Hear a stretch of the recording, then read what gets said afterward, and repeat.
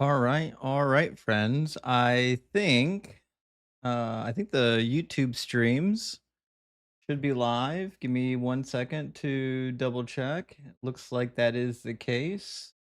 And let me get TikTok going.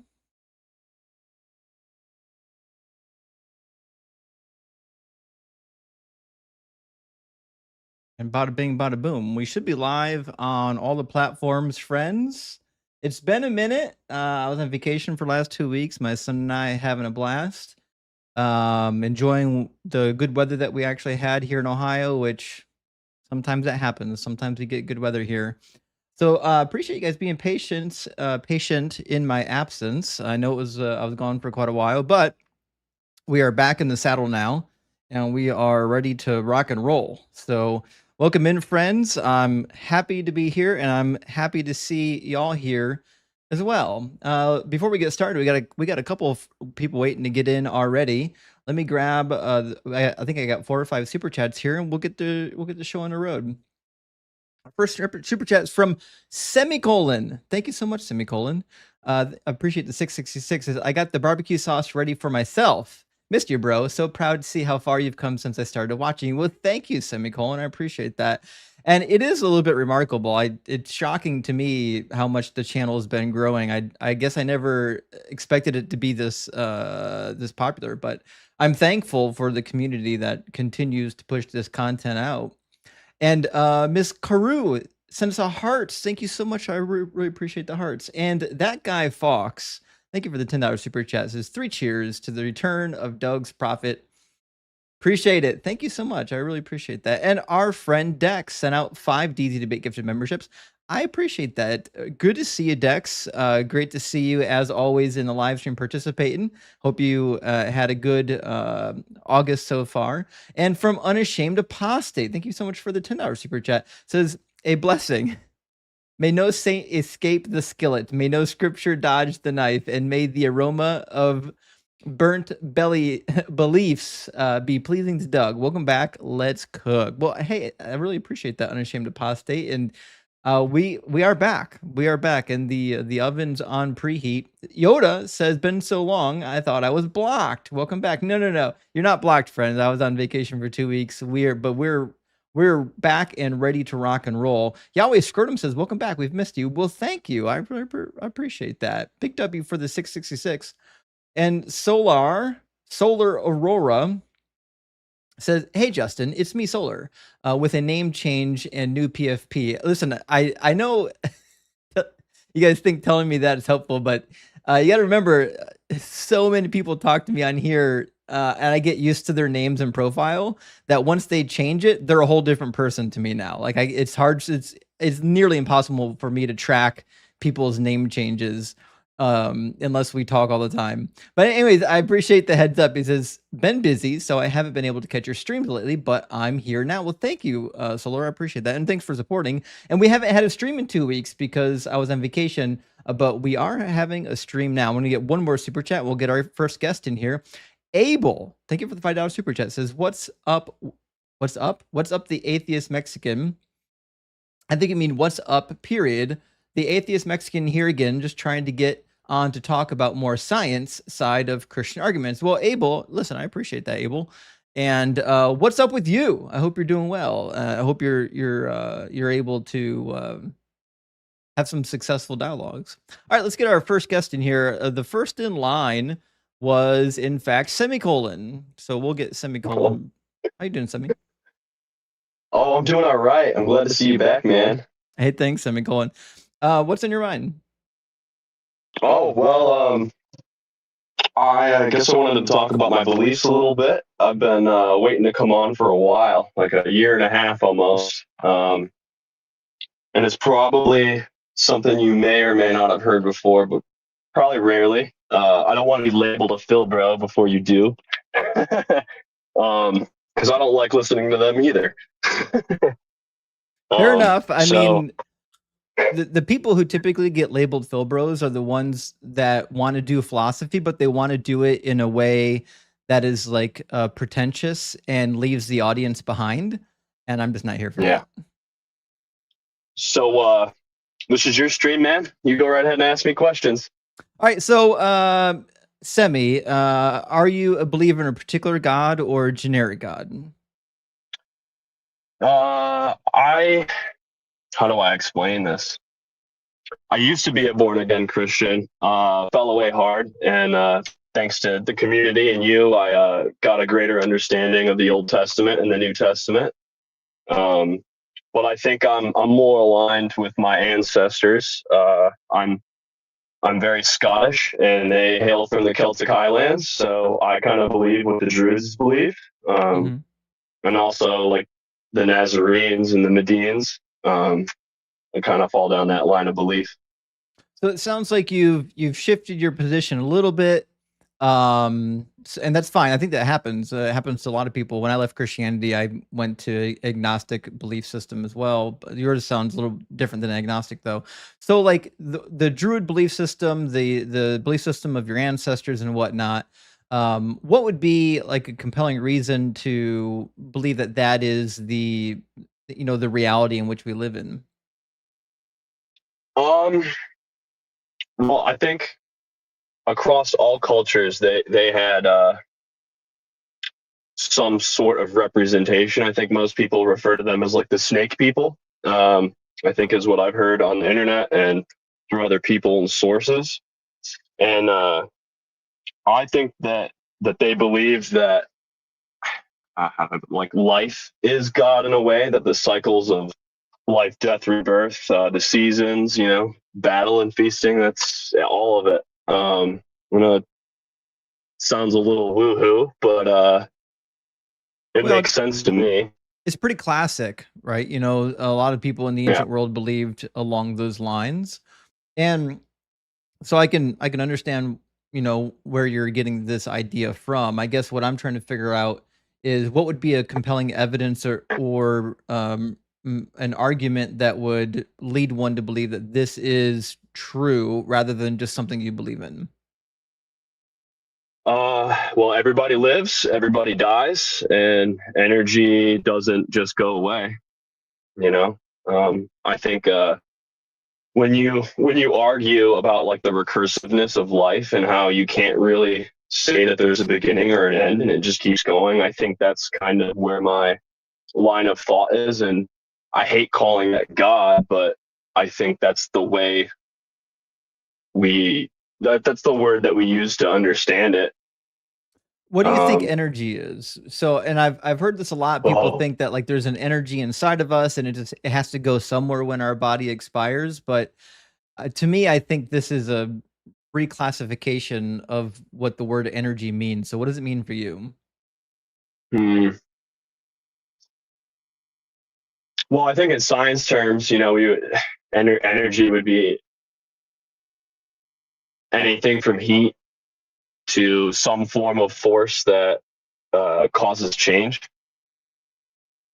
So my understanding of energy is that energy is a property of a what we might call material.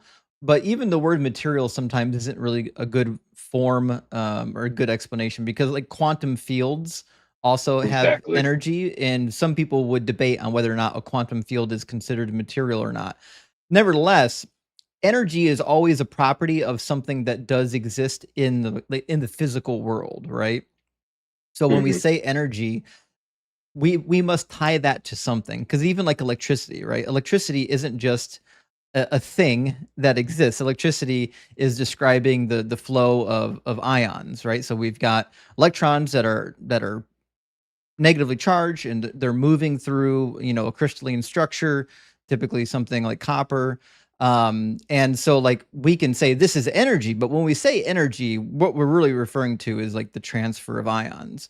So like when we say like the energy inside of us, like if you think there's an energy inside of us, I would ask, well, okay, well, what are we tying that to? What is that a Yeah. measure of? Hmm. That makes sense. I also may be like referring, and everything you said makes sense, and I agree with you. I think maybe also when I say energy, I might be referring to like what's behind thought and what's behind all things, like Like a quantum field. Kinda. And I don't want to stick here for a while because I do have some points that I think that you would like, and I think other people would like in regards to Christianity, and some misconceptions that I think you have, some atheists have, and Christians have. Well, I mean, So I would typically love to go into that too. we do Christian arguments For from sure. Christians. I try not to I don't argue non-Muslims about the Islamic God, and I don't typically argue non-Christians about Christianity. But on the energy, right? Because I think this Yeah. is where there's going to be a separation, because like the thing that we think is inside of us producing thoughts and feelings and emotions, right? These are observable. Like we can see what like the chemical changes happening inside of our brain, the neurological states that are leading to these feelings, emotions, and thoughts, right? Hmm. What would be a good reason to believe that? Because right now we're talking about energy, right? We're thinking energy must be some Yep. sort of a thing that lives on after our skin suit dies, right? So like Yeah. what would lead one to believe that whatever this energy is, it produces thoughts, feelings, and emotions? Hold on. I did come prepared. That's okay. Yeah, yeah. Notes are great. um,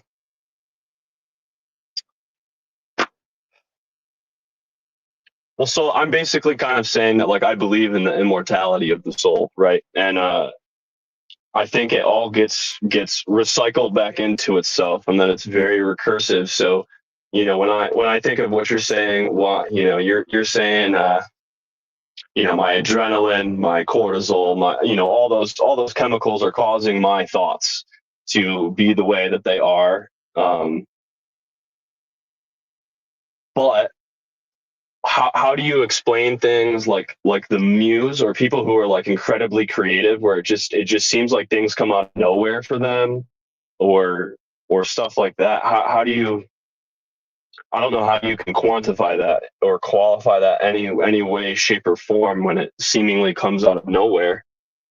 Well, I don't think it comes out of nowhere. And like, I understand your position. Like, even Plato talked about how, when it came to like the really skilled poets, like they were producing something that was of a divine nature, right? It couldn't be Mm. explained, but now we have science, and we know that like there are some people where their brains are wired differently. So like my brain is like super analytical. It's one of the things that made me want to be an engineer. I'm really good at like breaking things down.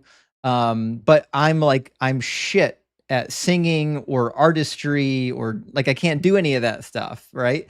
So this seems to be just a way that our brains, because of our biological disposition, appear to operate. So I wouldn't at this day and age in 2025 attribute any of that type of stuff to a spiritual force. I would say no. These are based on like the amount of gray matter you have in your head, or in your brain. I mean, not in your head. So you don't think that there's anything going on in the background? Well, how do you explain things like intuition, or that thing where like you think about somebody and then boom, they're giving you a phone call? How do you explain that? Just coincidence? Well, I think you've described two different things, like intuition Yeah, I did. and and what's the word I'm looking for? There's another word. It'll come to me as I'm talking. The intuition is like this idea where like you feel like something must be true or untrue, but you haven't really sat and thought about it yet. So like we do this in engineering a lot. Someone would bring something up and like, hey, would that design work? I'm like, well, my intuition says, yeah, it probably would work, but I need to go draw it out and take a look at it before I know for sure if it will work, right? But my intuition, my experience, everything I know of 20 years of being an engineer tells me that this probably does work. Mhm. But I think what you're describing is like a premonition, where somebody thinks of something and then it happens, or they dream of it and then it happens. And there have been two really good explanations for these. First, obviously, is I think most of them are just really really interesting coincidences, and they're going to happen to everybody eventually. Like everybody lives long enough that eventually some really cool coincidence is going to happen. So it's just like a game of numbers. But the other thing too, because I studied this a long time ago, because I had an instance where I thought that I had a premonition when I was about 13, and it was such an interesting phenomenon that I remembered it for a long time after, thinking, wow, that's really kind of a weird, unexplainable thing. And I started studying intuitions, and it turns out actually that a lot of people, when they have intuitions, a lot of them misremember what actually happened in the past. It's kind of like having deja vu, where when you have deja vu, your brain is experiencing something right now, but it also thinks that it already experienced it, but 9 times out of 10 it never did. And intuition happens the same way. It's been hard to get good studies on intuition, but there have been some studies on intuition, and what it really typically turns out to be is that people are remembering things that didn't happen. Like, oh, I remember I had a dream about that, when they didn't actually have a dream about that. Now, that doesn't mean that everyone is in that camp. Some people legitimately do have a thought or a dream, and then the thing happens, and it's like, holy shit, that's crazy. How did that happen, right? And those I would chalk up to, well, yeah, coincidences happen sometimes. Okay, so I'm going to try to keep it short, a little story where I feel like my unconscious intuition was just like spiking out, right? So I'm going through a divorce right now. My ex is Sorry to hear that. no, it's all good. It happened for a reason, and I'm glad Explains it why you're happened. living in your car. No, I'm here because I'm I just I'm cut just my joking. Wi-Fi. I'm just joking. I don't have Wi-Fi where I live, but this is the only place with good service. So, um, but yeah, so right, the summer solstice is about to happen like 3 days before. I'm getting rid of all her shit. I'm old furniture. I'm redoing the house. There's scrap wood everywhere, and I live in North Carolina, so I'm in the mountains, right? And I just had like fires going everywhere from cleaning up all the brush from Hurricane Helene and all that stuff.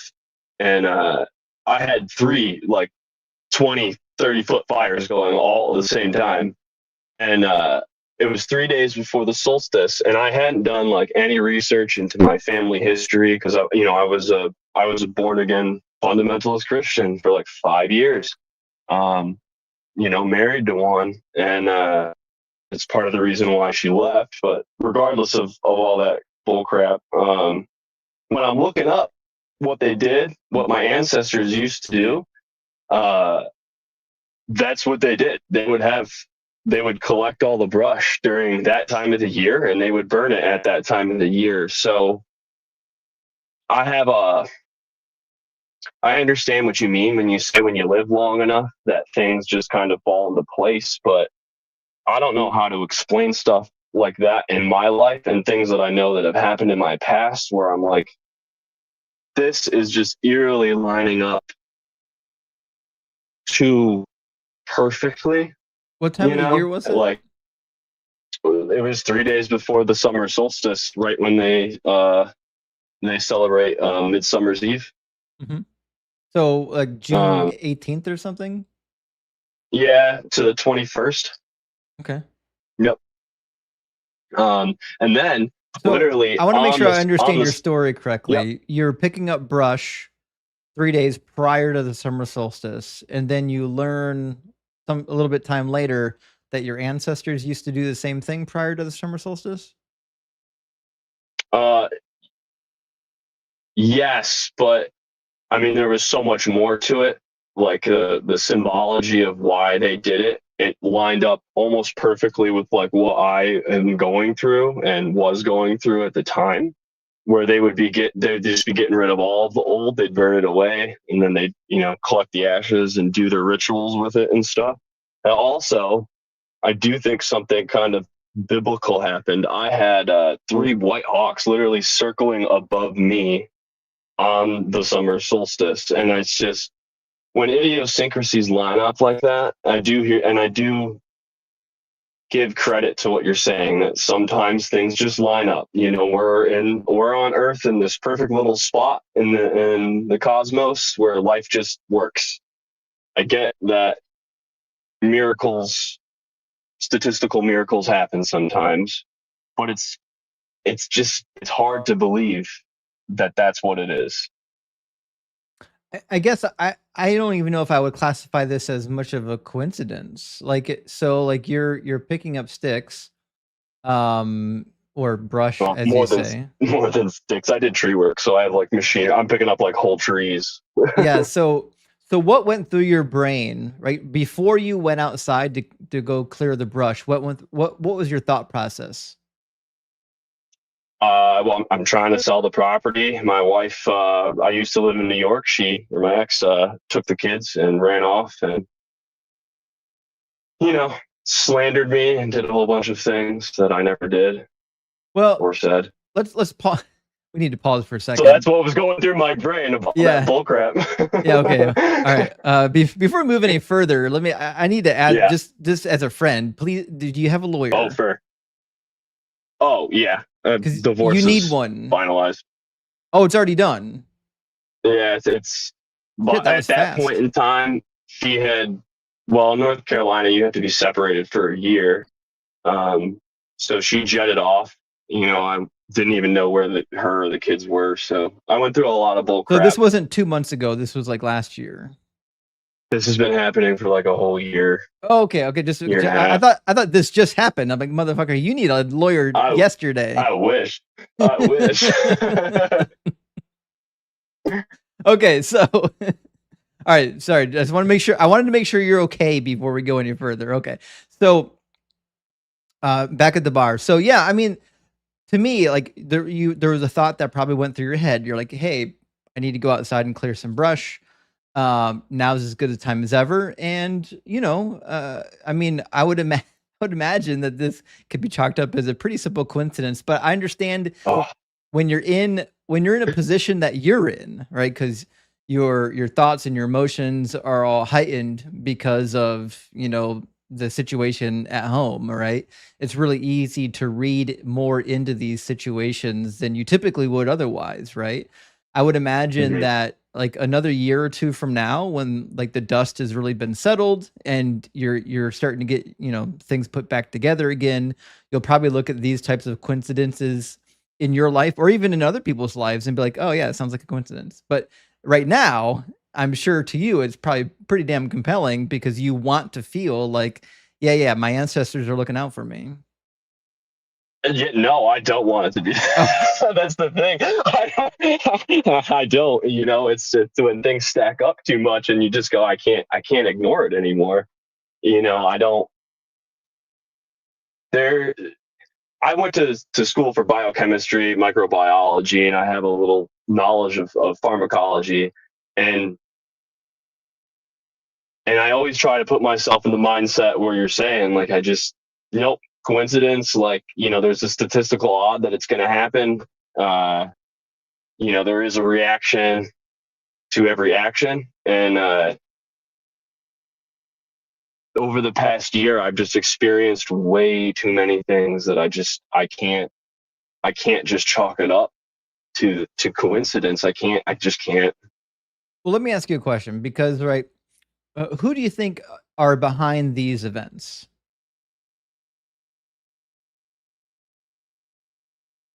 Is it a god? Is it an ancestor? What is it? Well, I think life's very fractal. So, when I think of life, I immediately think like the Mandelbrot, right? And if you zoom into that thing, it just goes forever, and you see or you think you see all of these things like elephants dancing or camels running, and you can change the formula to like being to the power of -1 or 2 or whatever, right? Forever. That's what I think life is, and that's what I would call God. Well, just to be sure, like when I say God, I'm talking about like an individual that created the universe. Yeah. Well, I don't believe an individual created the universe. That's why I said before, you know how you say to people when they try to argue against you as an atheist that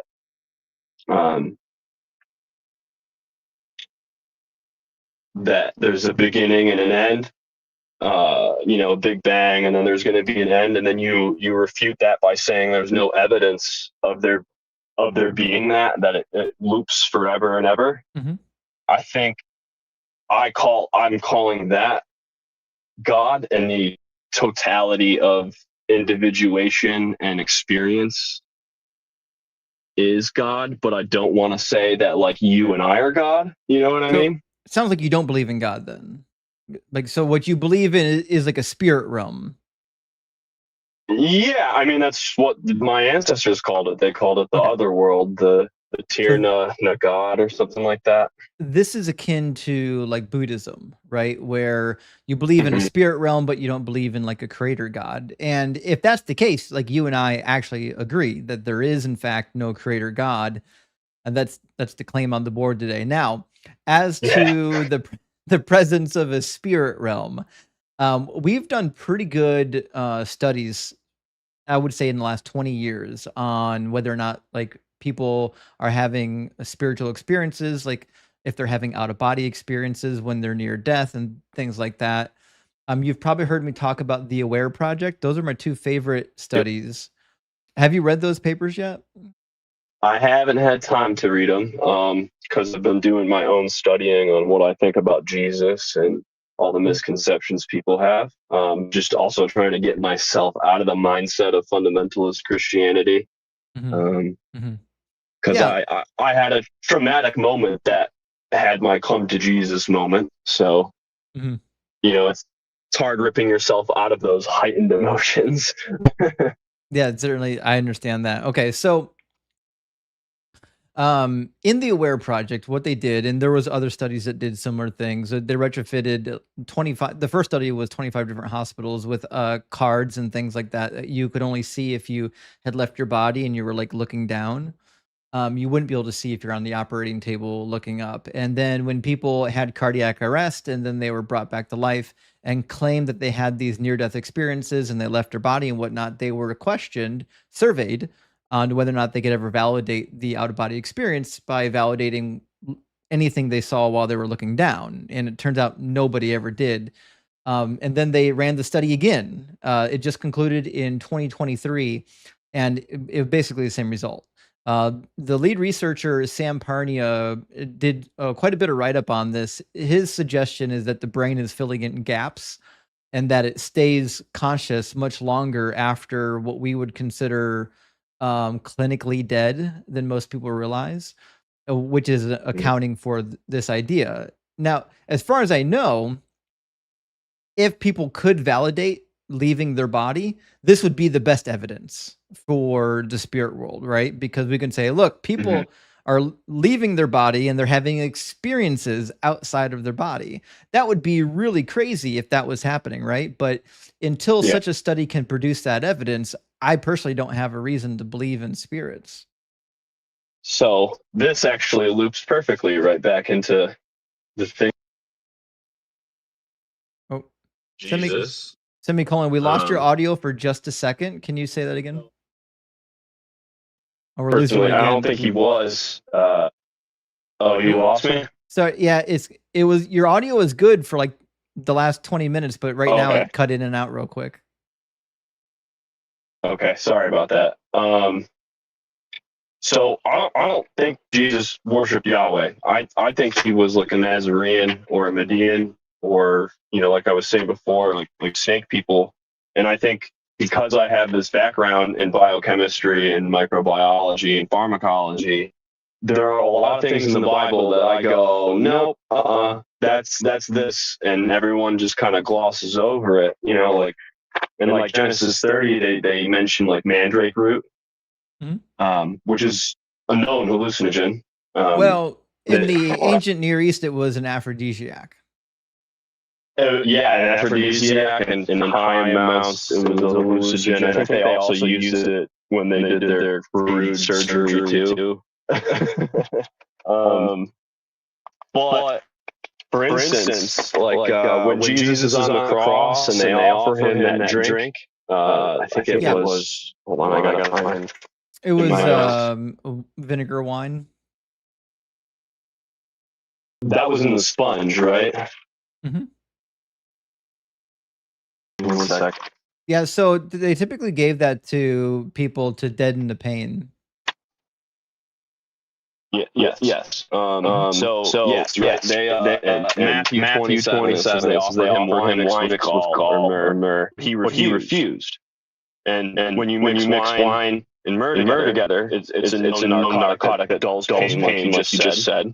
And gall is also a bitter poison that is either linked to like bile or wormwood mixed with opium, right? Which is pretty common in the Near East.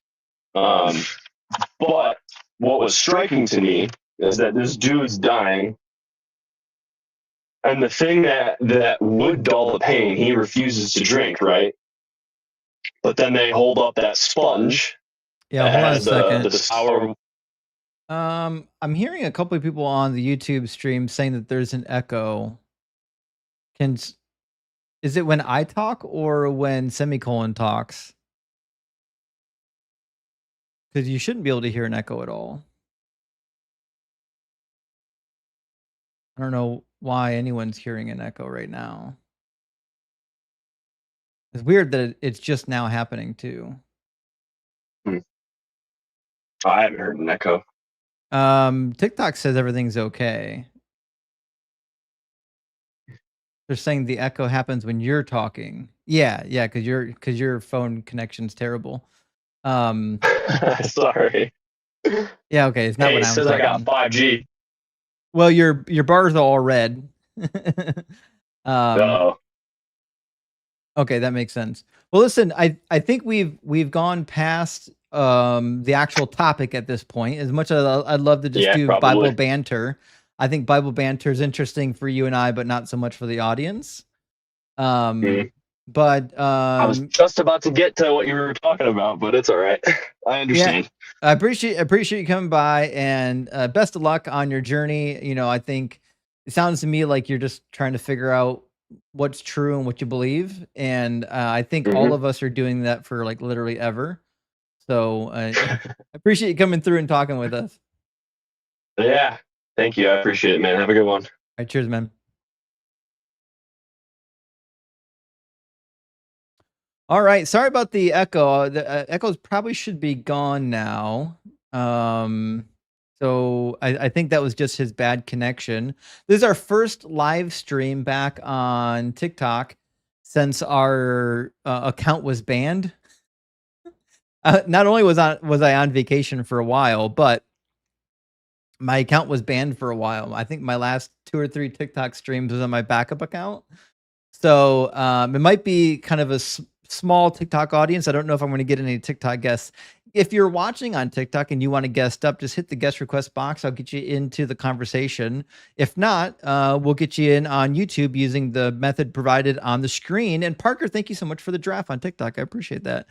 Also, in the description of the video on YouTube, you'll find a link that will allow you to join the conversation as well. With that, I'm going to read just a couple super chats. We'll get our next guest in here. Snowball, my friend, says, polishing the grill all week. Now it's time to get my get it filthy again. Praise Doug. Hey, thank you so much, Snowball. I appreciate that. And I hope you enjoy some cooking. And Simeon says, congrats on officially being onboarded to the line as a host. Well, I guess the secret's out there. I love watching you here, and I can't wait to see you more there. Well, since Simeon already put the word out, I am going to be a regular host on the line, just like I am on the Atheist Experience. So be looking for me on the line. Of course, when I host, I'll let people know that I'm hosting over there. Meg, my friend, great to see you. It's as long as 2 weeks ever. Had to listen to repeat cooking episodes. I'm sorry, Meg. I apologize. But we're back. We're back and we're cooking. Ehud sent out 5 DZ debate gifted memberships. I appreciate that, Ehud the leftist. Great to see you.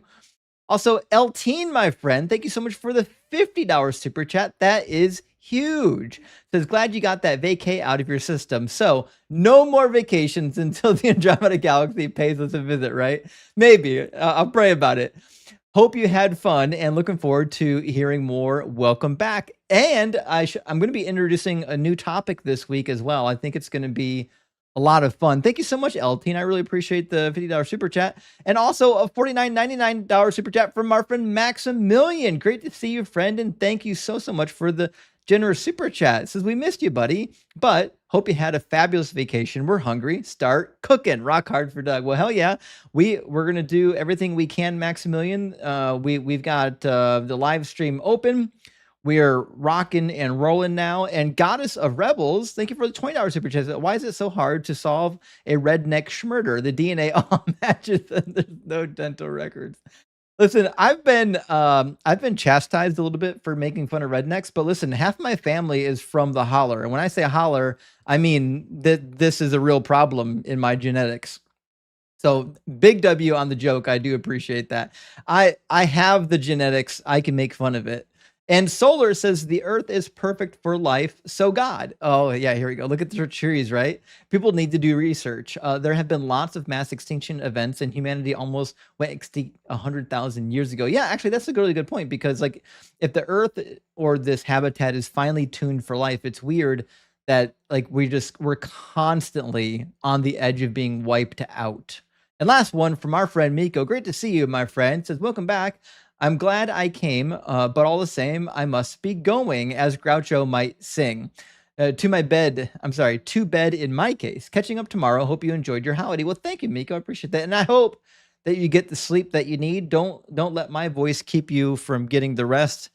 Rest is one of the most important things you can do for your body. All right, let's get our next guest is going to be Witty Noggins into the discussions. How you doing, Witty? Hey, doing good, man. How are you? Doing good. Thank you for asking. Witty, are you at least 18 and do you believe in some kind of a God? I'm 34. I'm 34 and I do believe in God. Yeah, believe in Jesus. Cool. What would be the most compelling evidence or argument for the Christian God being real?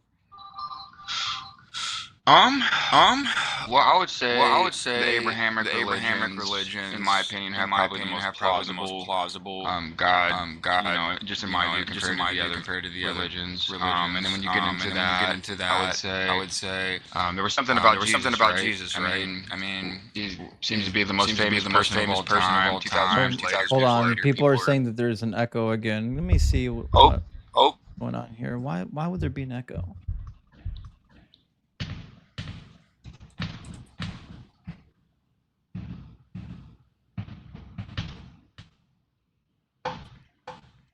Maybe because you're like flying through space right now. I don't know. I was gonna say the fact that the universe.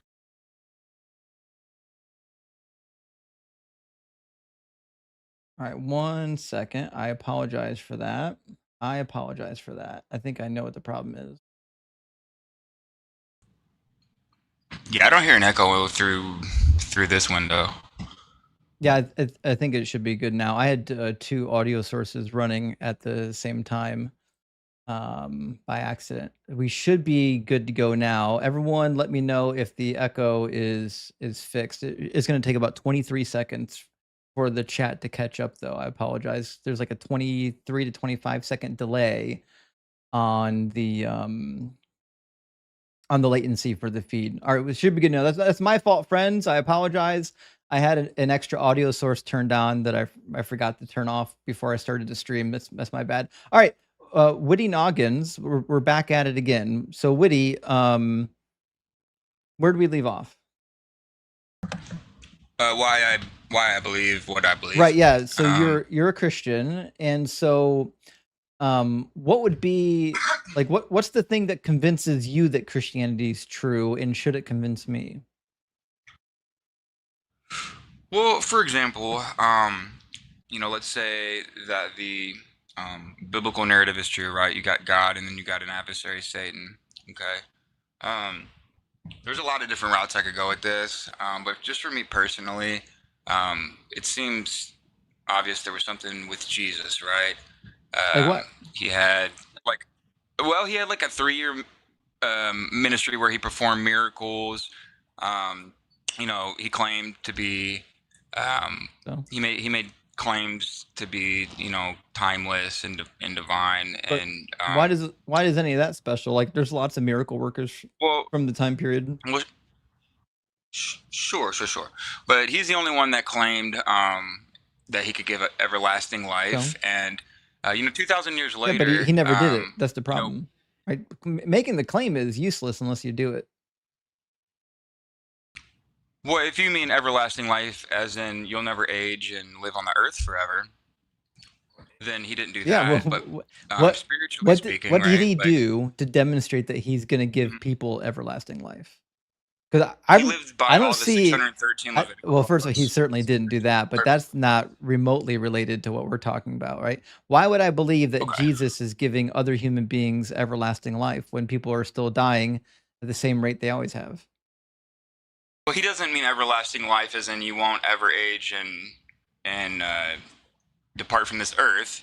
He means everlasting life in eternity, right? So, Right, but what's the Um, evidence of that truthfulness? Like making the claim is a I'm useless just telling claim. you what he claims, right? So I think it's different than the other religions, where the other Yeah, religions. but Witty, very- just pay attention. No one, Mhm. no one's asking what's Sure. unique about Christianity. I'm asking what makes it true. Yeah, well, what makes Christianity true? Well, I guess it'd be different for everyone, right? Like my view would be different. I think I'm sure you're aware of like Dr. Craig's, arguments for God.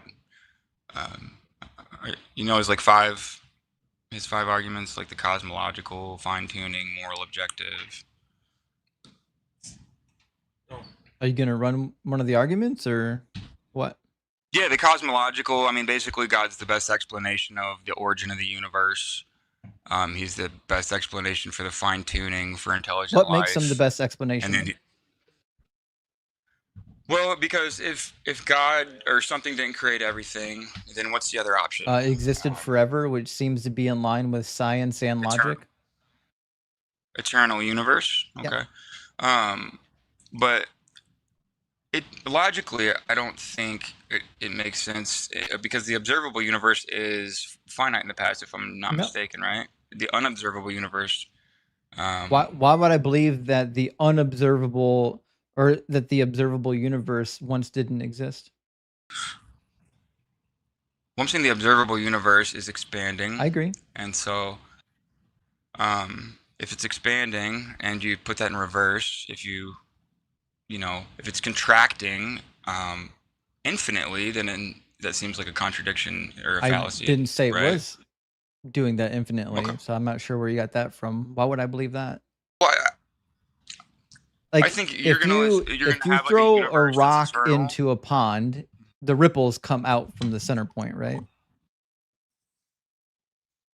Sure. Yeah, and then if you reverse that, the ripples all go back into the center, right? They would. Did yeah. the pond not exist before the ripples came out? Well, sure, but I don't know if that analogy is It's a accurate. great analogy To because, be honest. like, you don't have a good argument to demonstrate that before the expansion of the universe there was nothing. The reality is there's 100 other configurations the universe could have been in before the current expansion. It could be an Sure. endless cycle. Back in like the early 2000s, I think they used to refer to it as rebound theory or cyclical universe. I think now the common terminology is Big Bang, Big Crunch, but I fail to see why this is not a more viable solution than a magic man in the sky that we have no evidence for. Well, I wouldn't say a magic man in the sky. I would say it's the same thing as the universe idea that there's some kind of eternal cause, right? Everything that begins has a cause. So, to say that the universe Right, but has just always been around and but- then created within but you itself. keep going back to the same everything. empty bar. What's the evidence that it once didn't exist and needed to be coming into existence?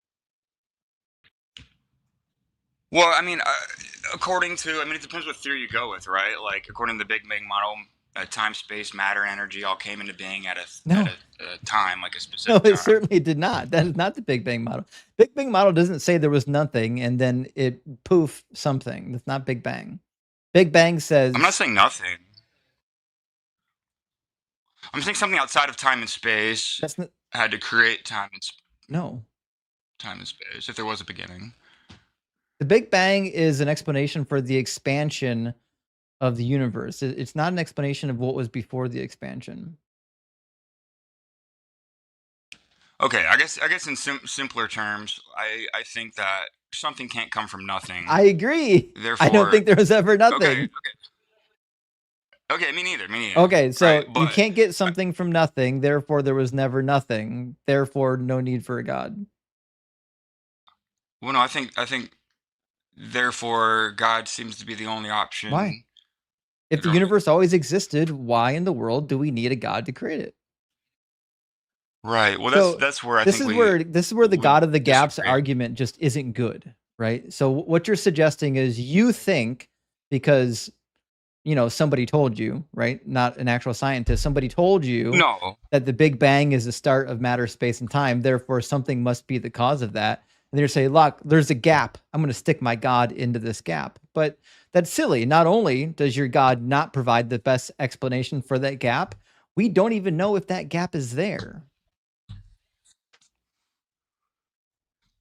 So do you hold to an infinite universe with an evolutionary view?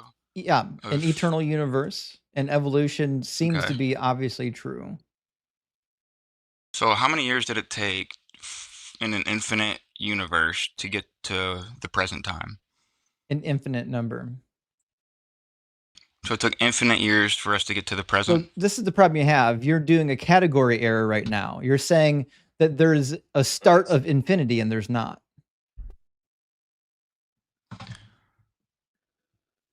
Okay, well, once again, that's like if we're eternal in the past, then it would take infinite years to get to where we're at now, right? No. Okay. Every moment that exists is on a finite piece of the timeline. There's no start to infinity. You can't measure from the start of infinity, just like you can't measure to the end of infinity. There's no start or end to infinities. So you can't measure from the beginning of infinity to now because it's a category error. There is no such thing as the beginning of infinity. Right, which is where I get, I guess, kind of confused in an eternal universe, right?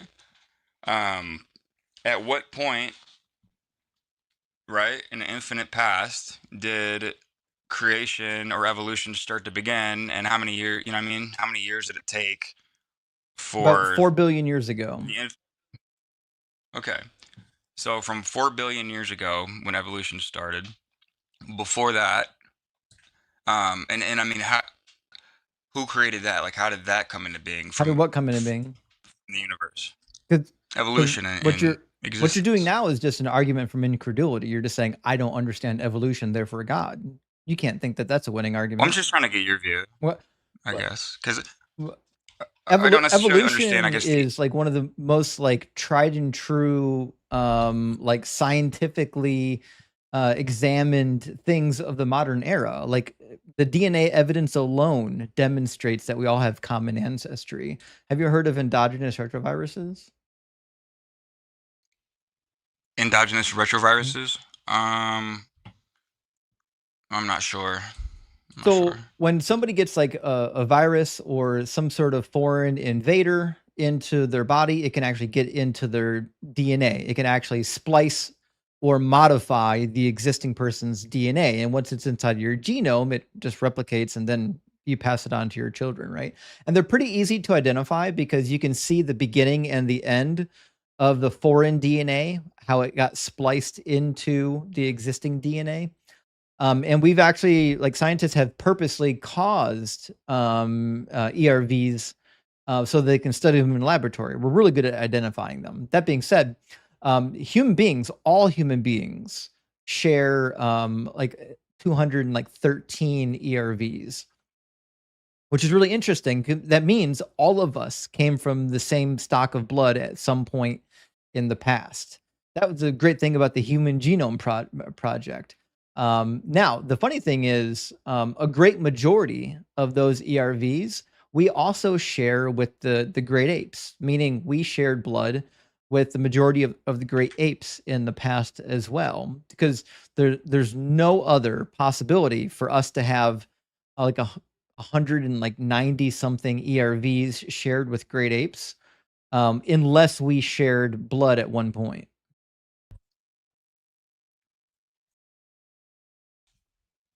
Okay.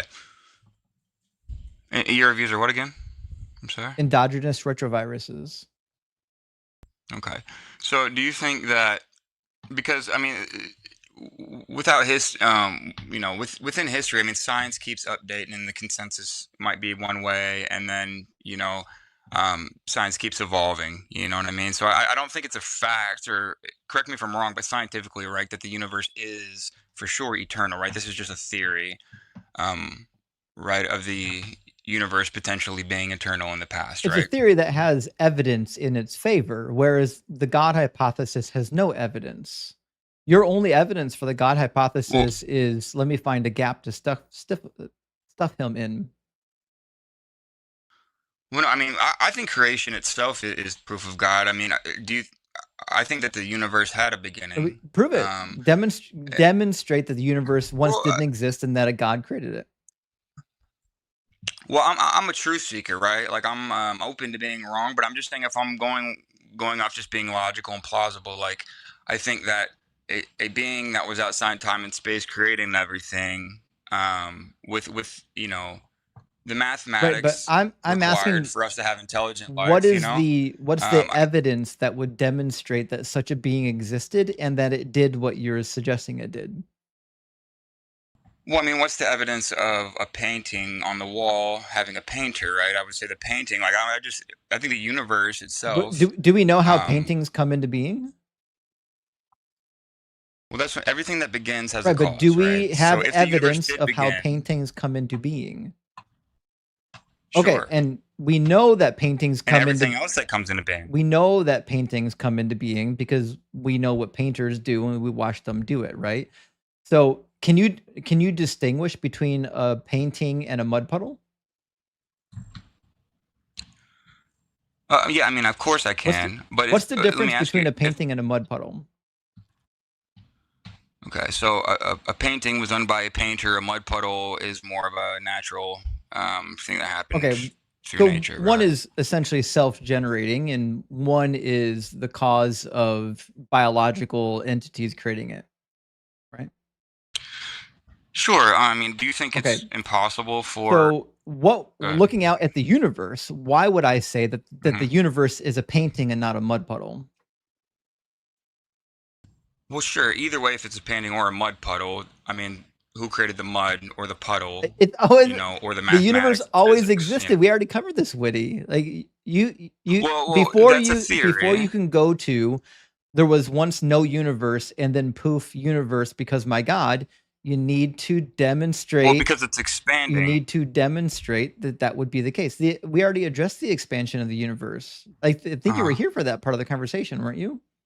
Well, that's what it says in the Bible. Well, yeah, but once again, right? Like, let me ask you this: if there was a beginning to the universe, would that be proof that there is some kind of being or created cause? It still wouldn't. Even if you could demonstrate that the universe, there was once nothing and then there was material, time and space, that still wouldn't demonstrate that it came from a God, especially not the biblical God. Like, it could just be a naturalistic phenomenon. It could just be something that happens naturally because of quantum fields. Quantum fields can, in fact, produce material. Right, but where did all these come from? All this energy and these frequencies. Always existed. Matter and energy can't be created or destroyed. Again, there's no science on your side here. There's none.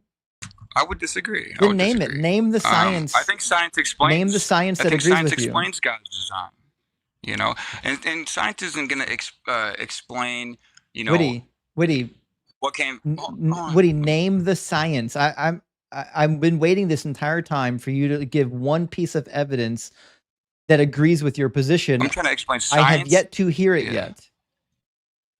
science just explains the design and how it works. It doesn't explain how, before, like, the chicken or the egg, what came first, right? It explains how a chicken has an egg, and then a seed, produces a tree, right? It doesn't tell you how they all came here initially in the It beginning. does. Yes. Science literally does do that. So what I'm asking for is find me a piece of science, a piece of evidence, or a piece of logical thought that would lead me to conclude that what you believe is true, because I haven't heard it yet. The only thing I've heard so far is you don't like science, therefore God. Oh, I like Okay, science. then name for some sure. science that will support your theory. Everything that begins has a cause. Again, you have no way to demonstrate that it began. What's the evidence that the universe began? What's the evidence that it didn't begin? I just don't. This is crazy. Okay, it's like we're in a miracle round now. Okay, number one, you can't get something from nothing. We have something, therefore nothing. Okay. Number two, matter and energy can't be created nor destroyed. I have no reason to believe that there was ever such a thing as nothing. And I know that the universe exists. So this is the starting point, right? Right. So I know for a fact that the universe exists, right? So for me to believe that the universe once didn't exist, I need some kind of logical argument or scientific fact that would lead me to believe that the universe once did not exist. Right. Once again, I mean, and we can switch to it. I got a couple other points if we if we don't link up here on this. All right. So once again, right, like the way, and look, you might have a lot more understanding within the scientific community and stuff, with the updated whatever than I do. I'm just saying more of like from a philosophical point, right? Like even if the universe did have a beginning and wasn't here, there would have to be something, and it's like something outside of time and space, right? Or some kind of cause in a different realm. How do you have a cause and effect outside of time? Right. What if something would have to be timeless and spaceless? No. How do you have a cause and effect without time? Time is the progression of events. There's no cause and effect outside of time. Right. Because time, to create something, it predates, right? So you'd have to. So time must always exist. Right. Sure. So let's say hypothetically an eternal being. And do you believe that Einstein is correct when he says that space-time is a continuum?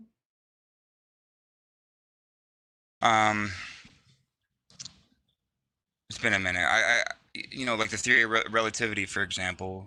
The faster you go towards light, right, then the slower time moves. No, I'm not talking about that. I'm talking about space-time. Are you of the opinion that science is correct when it says that space and time are a web, a continuum? They are interlinked. Sure. Okay, so then what that means is that space and time always existed. Now we're getting even further. Okay, but let me ask you something. Is this impossible, right? Is what impossible? That an eternal being outside of time, okay, that's in an eternal state, like the speed of light, right? The speed of light is not in an eternal state. Oh, I'm just trying to, or let's say in a state where there is no aging, there is no time, right? Eternal. That being couldn't create the universe and with it couldn't do anything. Something outside. You can't do anything without time. Without time, there's no progression of events. But an eternal universe could create something within itself. The universe always existed, which means time always existed. The universe doesn't create itself; it just always existed. The same way you think your God always existed. The difference is, I know the universe exists. You have no reason to believe your God exists. I do, actually. Let's go to a different point. I've yet to hear one argument for why your God exists. The best you've got so far is God of the gaps. Mm-hmm. Is God of the gaps all you got? Well, I'm saying there's a God that's eternal. You're saying there's a universe that's eternal. Prove it. Because I know what you believe. I can say the same thing to you. Restating what you believe is not an argument. I need to hear the argument that demonstrates what you're saying is true.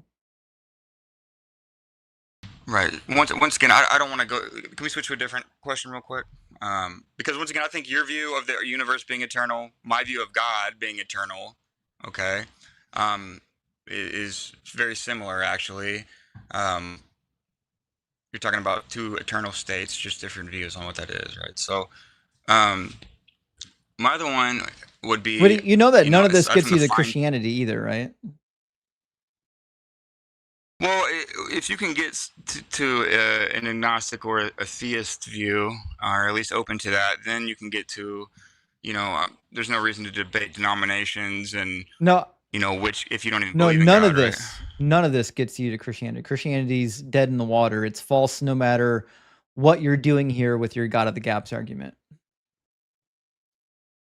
Okay, so let's go to the moral objectives. I mean, that's a you don't like. Okay, I don't know why you're laughing. Okay, demonstrate that objective morals exist.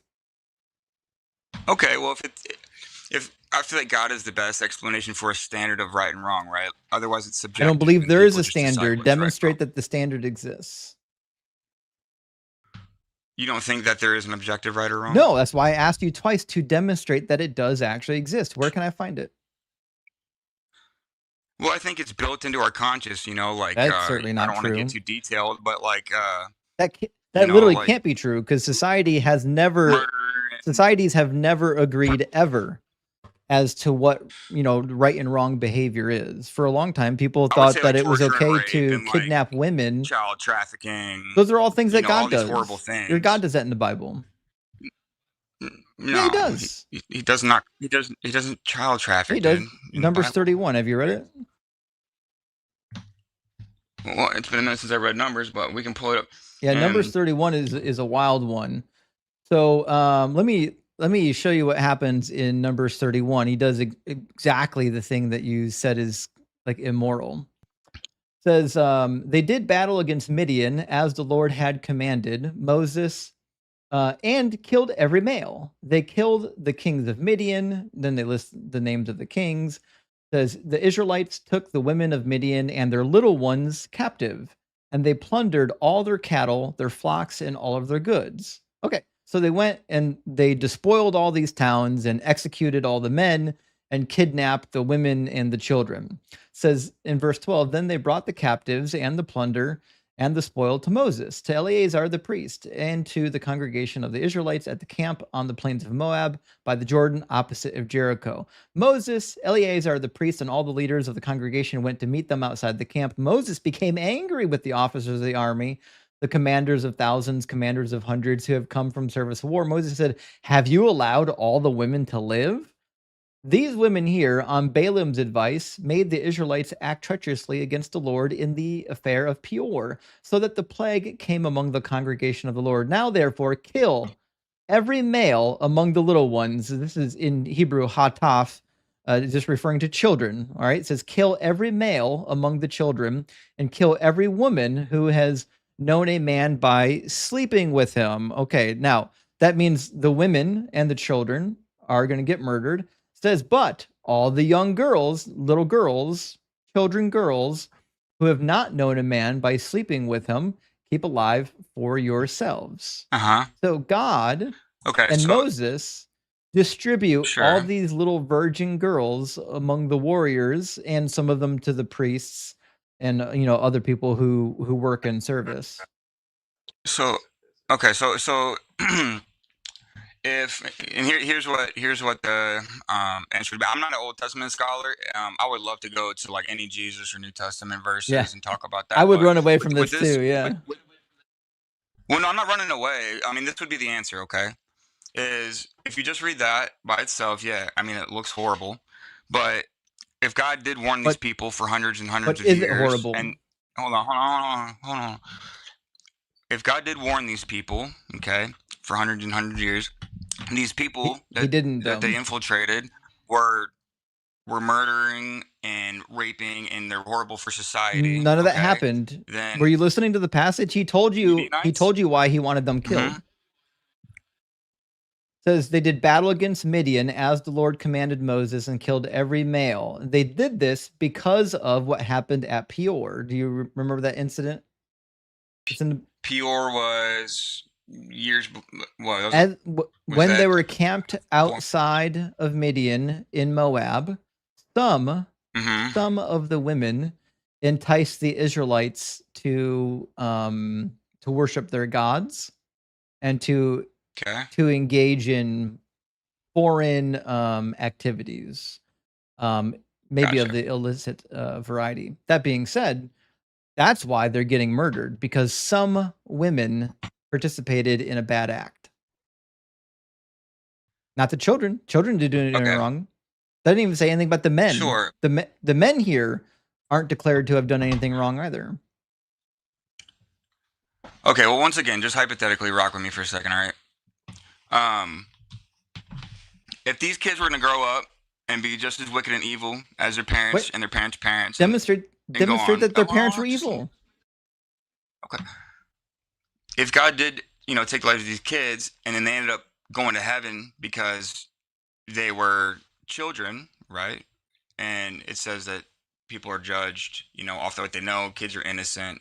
And so, according to the biblical view, right, like children and people that are too young, right, that don't have the option to choose right or wrong, are saved. And so, if these kids were going to grow up to be monsters and be wicked, just like their parents were, then that would be actually merciful. And to be clear, it's okay to rape little children, girls, as long as no, of course not. They don't grow up no, of course to not. be But pagans. in your worldview, okay, so worldview, when they took these little virgin girls and distributed them among the warriors, what makes that good? I'm not saying anything about the people who died. Like the fact that they genocided these people, that's horrible. We're talking about the child trafficking right now. That's the topic you brought up. And what should they do with these children? Not marry them, not distribute them as war brides. Maybe how about they adopt them and turn them into family members? Maybe you don't genocide their entire family. Well, once again, man, I'm like I said, there's some guys out here, some scholars, Frank Turek, a lot of these guys that explain this really well. No, he does not. Turek is a joke. Okay, well, I didn't find Frank Turek to be convincing even when I was a Christian. I read his books way back when I was like 19, and he had dog shit arguments even when I was a Christian. I was embarrassed to even read his stuff in public. Are you familiar with Dr. Craig's work at all? William Lane Craig, I think his arguments are just as bad. Sir. Yeah. Really? Yeah. In fact, he doubles down. His argument is almost identical to the argument you're making. It's okay to genocide, to do these horrific things, as long as the people doing them upset the God that you believe in. So you started this. Remember, Woody, we got here because you were demonstrating to me that objective morals exist. And you're trying to say that, well, child trafficking is objectively immoral. No. Now I'm showing you a passage in the Bible where God is doing something that's objectively immoral. Okay, but there's also a lot of context that's going on with this, and I don't know what's going on. Okay, so you take it back. You take back your original claim that child trafficking is objectively immoral? No, of course it's immoral, and that's what I'm saying. So let's get away from these numbers real quick, okay, and just rock with me.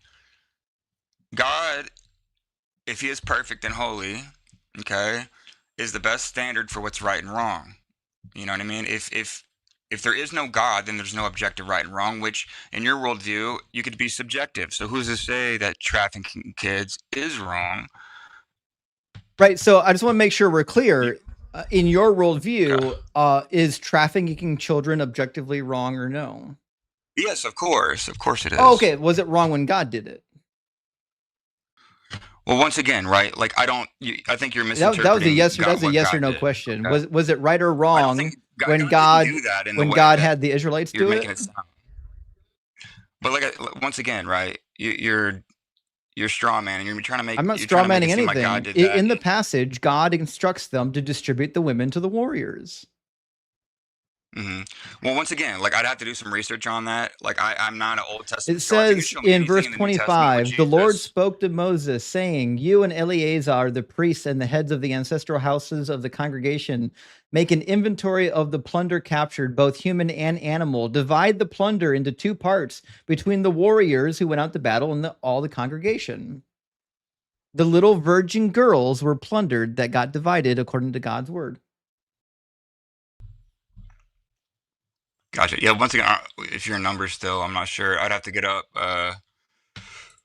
the original language too and check it out and see what it says. And do some research. Like I said, that's not going to help you anymore. I'm not an Old Testament. You don't know Hebrew.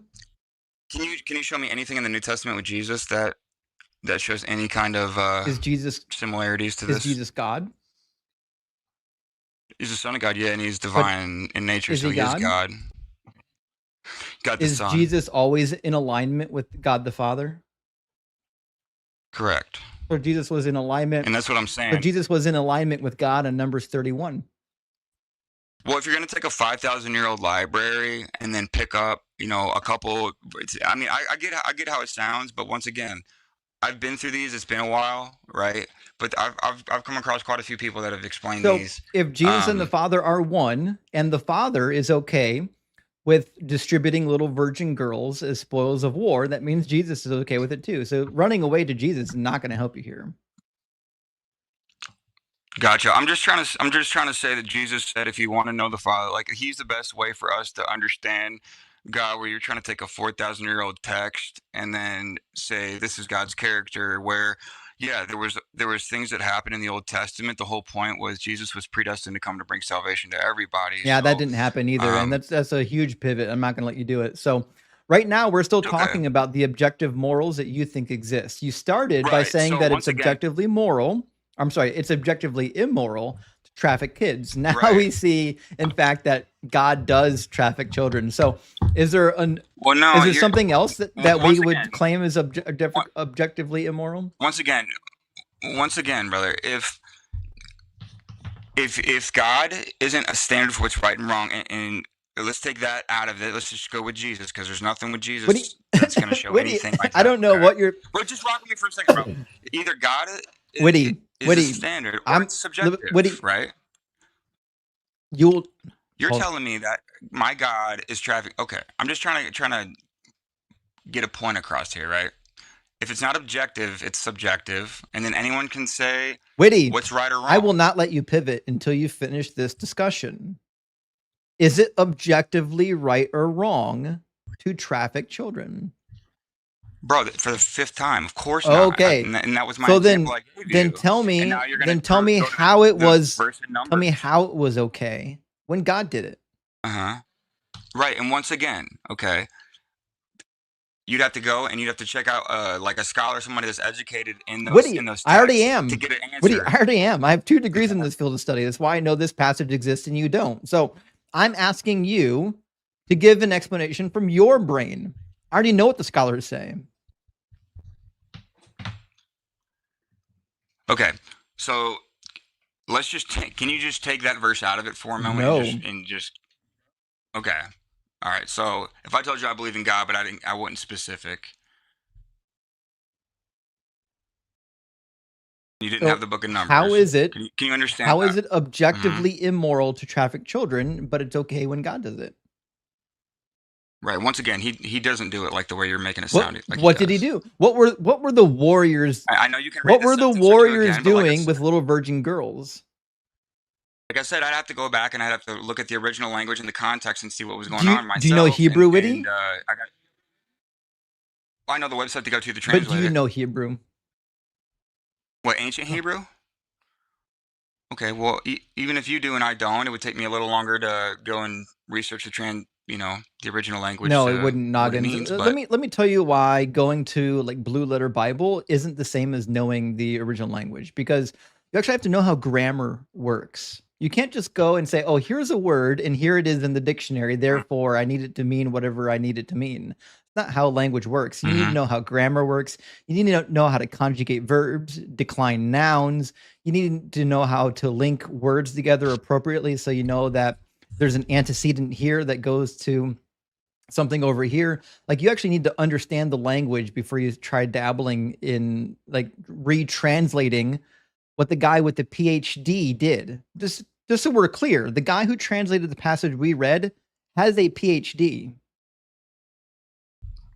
He's not some schmuck. Yeah, I mean, well, sure. I mean, yeah, they're taking the original manuscripts and they're translating them. I mean, I get that. So why do you think but like, you're going to open up a Strong's Concordance and do a better translation than the guy with the PhD that spent his life studying this? Why do you think you're the guy for that? I'm not saying I'm the guy for that, but I'm saying, like, if you get into the lexicon and like the original like languages, and I can look it up and see what they mean. They have a very distinct and like detailed language, right? So it's a lot different than English for sure. I agree with you. They have a lot more words for things, A lot less in Hebrew, right, than we do. A lot less words for things than English. Yeah, by a long shot. I gotcha. Well, I know that it has like specific, when it says God throughout, our English translations, they have a lot of different specifics sometimes for that. Love, for example, right in the Greek, it's got 5 different, Greek and Hebrew are different words languages. for love. I understand Koine Greek and ancient Hebrew are different, but so anyways, like I said, so you still haven't actually addressed the problem, right? The problem that we have here, you're just deflecting. The problem we have here is that in the Bible, and then your God did this. In the Bible, God does something that you think is objectively immoral, unless you can go into the book and explain how he didn't do it, or explain how it's sometimes objectively moral. Okay, or if I had some time and I could do some research, maybe it's just possible that the way you're interpreting and spelling this out right now isn't this monster, horrible God. I didn't interpret it. I read it to you. Mm-hmm. Okay. And was that the original ancient language? It was in English. If I read it to you in Hebrew, you wouldn't know it, Witty. Okay, but once again, what you said in English, you were just telling me I couldn't read it in English and understand it unless I had clear, Witty, a deep understanding in Hebrew. The guy who translated it into English has a PhD who spent his life studying Hebrew and other Semitic languages. You're not going to uncover some hidden secret by going to the Strong's Concordance. The guy with the PhD translated it correctly. I know, because I can read Hebrew, and there's nothing in here that would lead me to believe that he goofed. And even at that... Okay, but there's a lot of translation right? Even at that, I'm not qualified to correct a guy with a PhD. Well, I'm not trying to correct anyone. I was literally just trying to make a point that if there is no God and there is no standard for what's right and wrong, then it's I would pivot too. Pivot. Again, this is not about my moral. This is not about my moral system. This conversation we're having right now is a demonstration of what you think objective morals are, right? So the reality is I'm saying you don't actually believe in objective morals. You believe in subjective morals. You just think that morals are subject to the mind of God, not to the mind of men. I'm saying he's the one that determines what's right and wrong. It's not humans. That's not objective. That's subjective. No, God is the reason we have objective truths. What do you think the word objective means? Humans. It's facts. No, that's not what that means. It's not. Subjective is your opinion. No. Okay, and objective truth is objective truth, whether you subjectively think it's not. Right? You're getting close. Okay. So subjective means it's mind dependent. Objective means it's mind independent. And as it turns out, your God has a mind. So if your morals come from God's mind, that makes it subject. It's subject to God's mind. It's subjective. So you don't believe in objective morals. You believe in subjective morals, and you believe that the highest tier of subjective morals is whatever my God says. So then, is disobedience to your God's commands always bad? Well, once again, I mean, what's bad? What does that mean? I mean, in your view, I mean, how do you look at right and wrong, and how do you determine? Listen, you can use your definition of bad. Is disobedience to God bad? Yeah. Is it always bad? Sure. Well, that's literally the definition of bad, is not doing right. Okay, so if God said, Witty, I need you to execute some babies, it would be right to do what he says? Right. Once again, this is a That's straw a yes man. or You're no, trying to Witty. use this. Once again, that It's would a be yes or no, Witty. a If holy God justice. told you to execute babies, would it be wrong to disobey? Right. Once again, dude, this is not a holy, righteous God you're talking about. Okay, you're using, like I said, you're using one story in the Old Testament, and you're trying to use this as your Oh no, trump card. there's a dozen of them, Witty. There's a dozen. So can you please There's show a me something, dozen like I said, stories in the New just like Testament this, with Witty. Jesus? So your God Do you commands have the anything with killings of Jesus? babies all the time, and I mean, I'm not going to let you pivot. I don't know if you've been here before, but I never let my guests pivot. So I'm not so trying to you're in this pivot. discussion, I'm and trying to you're stay stuck on in this this. discussion. You're not going to run away from it, and you're not going to pivot. Cool. So I'm not running, the bro. question I'm is, trying to if tell you. God told you to execute a baby, is it wrong Bro, to quit asking disobey? me that, dude. Listen, bro. Why are you gonna? Why Like, are you scared to if answer? God told you to do Why are something, you terrified to answer? Just because answer the question. you're If setting, God first told of you to all, kill a baby, would it be wrong to disobey? okay, so listen, dude. You're trying to ask me. Just let me speak, please. No, the answer I needs to feel be you. yes or no. If God told you to Right. execute a baby, would it be wrong to disobey? Which God are you talking Your about? God. Okay, so if a holy and good God asked me to do evil and wicked things, how would I I respond? Is asked what you're asking you, me, right? if your God told you to kill a baby, would it be wrong to disobey it? I mean, because if okay, just let me explain real quick. Nope. If It's a the yes or good and no. right, okay. Well, if you're not gonna, like, let me go back and forth. I mean, you're gonna just have It's me a say yes or yes, and then no you're gonna go to something question. else and try to make. It's a yes or no Yeah, I question. know it is. So why can't you But say once yes or again, I'm not no? gonna just answer How it come you're not capable of because doing I it? don't. Because you're asking me if a good and righteous God who asked you to do an evil and wicked thing told you to do it, would you do it? It's wrong if you don't do it. But He tells you to do it in 1 Samuel 15:3. He just told you to do it in Numbers 31. Okay, once again, if Jesus you got himself anything with recommends Jesus, doing it in Mark chapter 7. And again, I've already told you, if let's do that. Jesus Let's is go to Mark. if Jesus is God, that means Jesus is always in accordance with God the Father, which means everything he did in the Old Testament is stuff that Jesus approved. You're never going to run away from this argument by trying to say, but Jesus, that doesn't Right. solve the problem. So I asked you Well, a logical problem about your Yes, moral I know you did, system. dude. I'm not asking you a Sure. theological question. I'm asking you a logical question about your moral system. In your moral system, would it be wrong to disobey God if he told you to kill a baby? Okay, well, once again, if you're Noggins, like, you're going to asking answer me the if a good question, God- or I'll ask it 100 times. This is what's going to happen. You're going to answer the question, or Right, you're going to run away right. from this live stream. I will not let I'm you not running pivot. away. You're going to answer the question. I'm I'm going to ask you 400 times until you do. Right. And every time you refuse to answer, I've already you're answered your admitting that question, you're bro. a coward. So yes or no? If God I'm told not. you You to kill a won't be- baby, would it be See, wrong You won't to have it. disobey? All right, bro. Listen, if you're just gonna ask me ridiculous questions and not let me, It's like, not have a decent ridiculous conversation with question. you, bro, you're asking me if a good and holy God asked you to do something horrible He and does wrong. it. Like, the only reason God would ask you It's not to do wrong if something God like tells that you to is for do a it. good and right. So in the Old Covenant, in the Old It Testament, doesn't it was matter. different than Objective it is morals now. don't change. Right. 1 But once Samuel again, there would have been a 15:3, he good says, and bigger "Go and attack purpose to Amalek and attack. utterly destroy all that they have. Do not spare them, but kill both man and woman, child and infant, ox and sheep, camel Okay, is it and wrong for us to donkey." bomb So terrorist groups? again, that's a pivot. Is it It's wrong a for us? pivot that I won't let you do. It's It's a not. pivot that I It won't could be let the you same do. thing as I'm this, asking dude. you about God's commands. If God commanded you Okay. to kill a baby, would it be Yes, wrong then to it'd be, disobey? yes.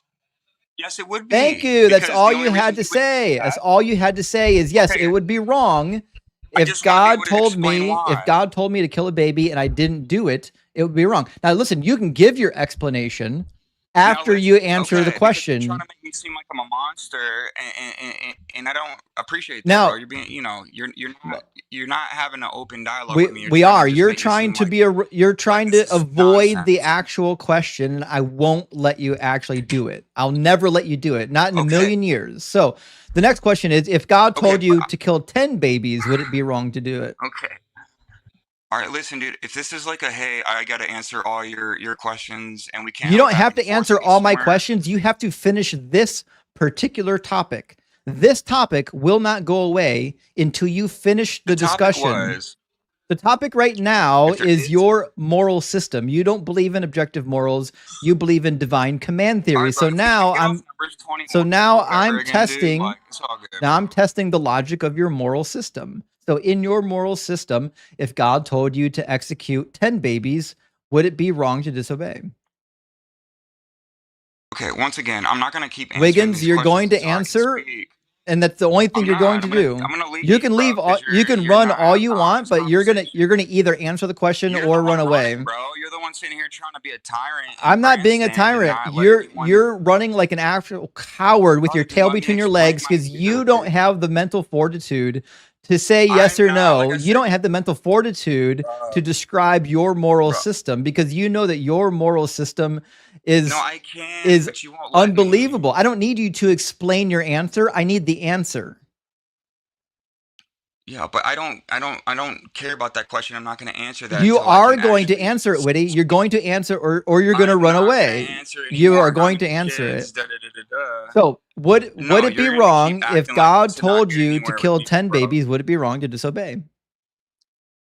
It says your God is imaginary. Prove me wrong, bro. I can't even explain anything. You're asking me these yes or no hypotheticals. Witty, this and you're this trying to, is and you're your trying to- argument. You started on the moral No, argument, and bro, now this is not- you're getting what this you is asked not for. my You argument, brought dog. up the moral argument, and now you're getting pressed on it. Nah, I know. Listen, I know it. I know that like your balls are sweaty at this point, and your butthole's all puckered up. not, bro. But It's all not. you're doing right It's now not, is bro. displaying your cowardice. What you need to do is finish I'm not the one. finish Dude, the I already answered argument. your first question. Finish the argument that you started. You need to show some Okay, respect alright. by actually engaging in the dialogue honestly and not like a coward. So it's an But easy. I want to have a sophisticated conversation. You're not Like, get capable of some- having a sophisticated conversation until you answer my questions. Oh, I'm not. Okay. I got So, you. Okay. We're Okay. in the middle of a discussion right now about your moral system, and we're not done with it. So, in your moral system, if God told you to execute 10 babies, would it be wrong to disobey? And you can cry all you want about how you don't like the answer, I'm not but you're crying. going to I'm just answer. not trying to waste You're fucking going to time. answer, Like I told or you. you're going to leave. I will not let you pivot, and I will not let you talk over me. What's the answer? Yes or no? Yes or no? What's the answer? Okay, once Yes or again, no? I'm not going to answer that. If you want to move on past Nope, this, we're we not can move moving on. past I'm gonna this. leave. Won't happen. That's Never gonna cool, happen. man. Okay, so You won't- ask. So strike number Here's 10. the initial So point, dude, I'll ask it because again. you In wanna your use worldview, numbers if as a God trump told you to card, kill you 10 need- babies, would it be wrong to disobey God? That wasn't even the Strike point. number The point was 2. if- In your worldview, if God told you to dude, kill 10 babies, would it be wrong to disobey? It's ridiculous. Dude, anybody can ask Strike you number yes or no 3. questions, In your set you up, worldview, dude. if I'm God worried told about you to your kill strike. 10 babies, would it be wrong to disobey? Not according to you, because it's subjective. Stripe number Who's to 4. In say? your worldview, if God told you to kill 10 babies, would it be wrong to disobey? Mhm. Bro, I'm not killing 10 Strike number babies. 5. In your worldview, if God told you to kill 10 babies, would it be wrong to disobey? Number 100. Once again, we'll get to 100, bro. You're I'm trying you're to not. No, you're not. You're trying to run away like a coward, and I won't let you do it. It'll never happen. You can cry all you want about how you don't like the question, No, but it's you're never gonna pivot. It won't work here. I don't know how many live streams you've been on where you think that this is something that works, but it ain't gonna work here. Hey, thanks for the Ian raid. I appreciate that. So no, what you're doing is you're literally running. You're running from the current topic. The current topic which you brought up wasn't. Oh, there he goes, and he ran. I figured that was going to happen eventually. They hate it. They hate the morals of their God. They can't deal with it. Oh well. I love it when they bring up the moral argument. It's one of my favorites. Ian, thank you for the raid. I appreciate that, friend. All right. And with that, we're going to get our next guest into the guest box. Looks like it's going to be Alex.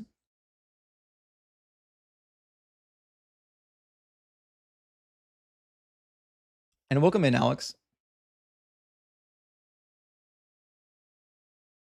Alex. Oh, Alex is not with us. Okay, well, that went down, and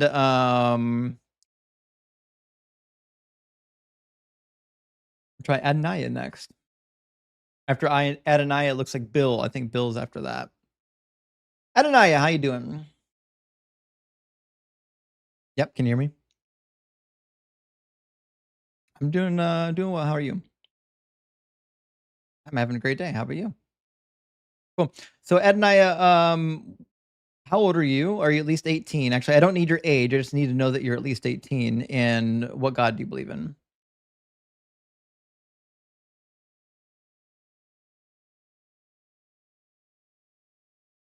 Do you believe in Jesus?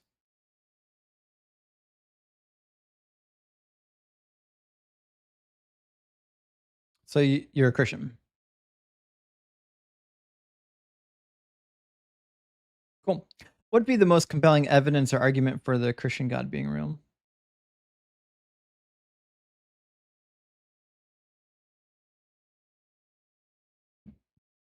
So what would be the most compelling evidence or argument for the Christian God being real? I think your reception sucks, man. I think that's what's happened.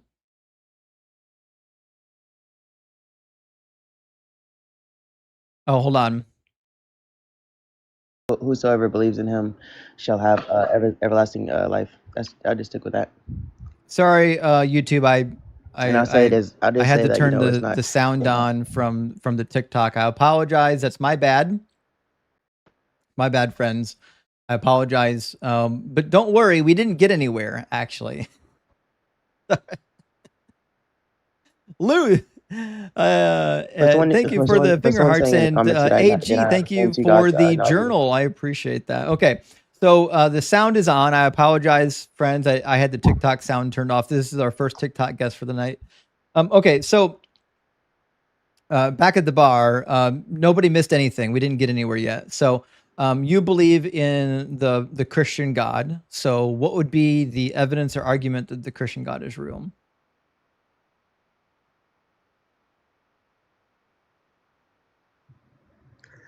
No. Well, I don't. It doesn't say that he's the Christian God.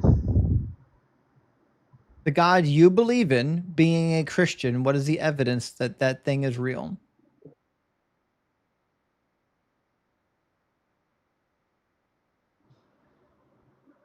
Yes, there's evidence. I'm asking for it. What is it? It was scientifically proven. Okay, give me the evidence.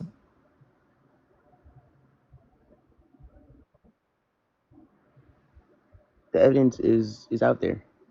You've already seen the evidence. Just saying the evidence is out there is not an argument. What evidence?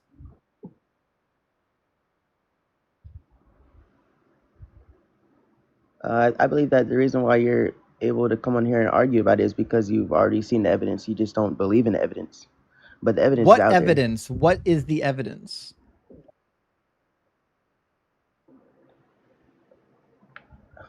So you mean his physical appearance? I'm asking you for what is the evidence you say is out there? The evidence of God. What? Yeah, what is the evidence? Okay. I'll give you one, right? The name of God. That's one proof. You can't be real. That you can go there. This got to be a troll. Nobody's this slow. The name of God is not evidence of God's existence. Try again. It is, bro. It is. Prove it. It's already been proven. It's already a definition. You demonstrate it. Whatever you think the name of God proves, go ahead and demonstrate it right now. Okay, sure. Let me ask you a question, right? No, question How is does not an argument. how I'm is asking for the argument that the name of God proves God is real. you want an argument?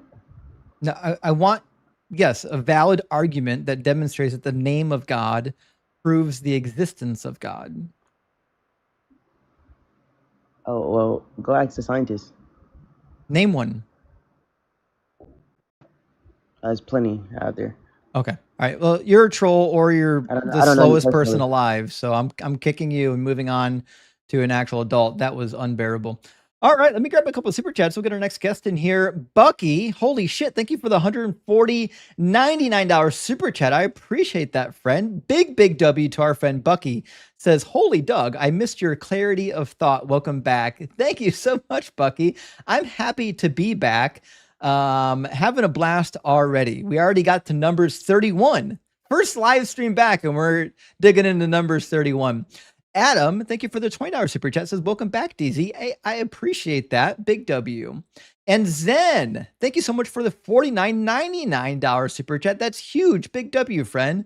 Says, missed you much. So glad you're back. Nice to get fresh cooking and pretzels already.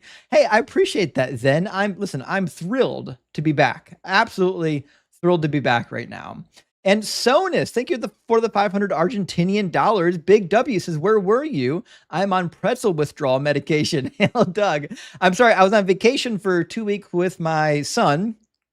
We had all kinds of fun. He's now he's got to go back to school, but that's where I was. So I took 2 weeks off of cooking to spend time uninterrupted with my son, and we had an absolute blast. Remember, the children are our future, friends, and you can't get that time back once it's gone. So, Carlos, thank you so much for the 350 Mexican dollars. I appreciate that. That's huge. He says, hey, Justin, and all friends here, recovering from an emergency operation. Oh, shit. I had last Thursday. I'm sorry to hear that, Carlos. I hope you're okay. A little bit tired of the hospital's food. I get that. Need some really toasty, roasty cook. Listen, I'm here to deliver, Carlos. I will get you some toasted pretzels. I will deliver for you, my friend. And I'm sorry to hear about your predicament. I hope everything's okay.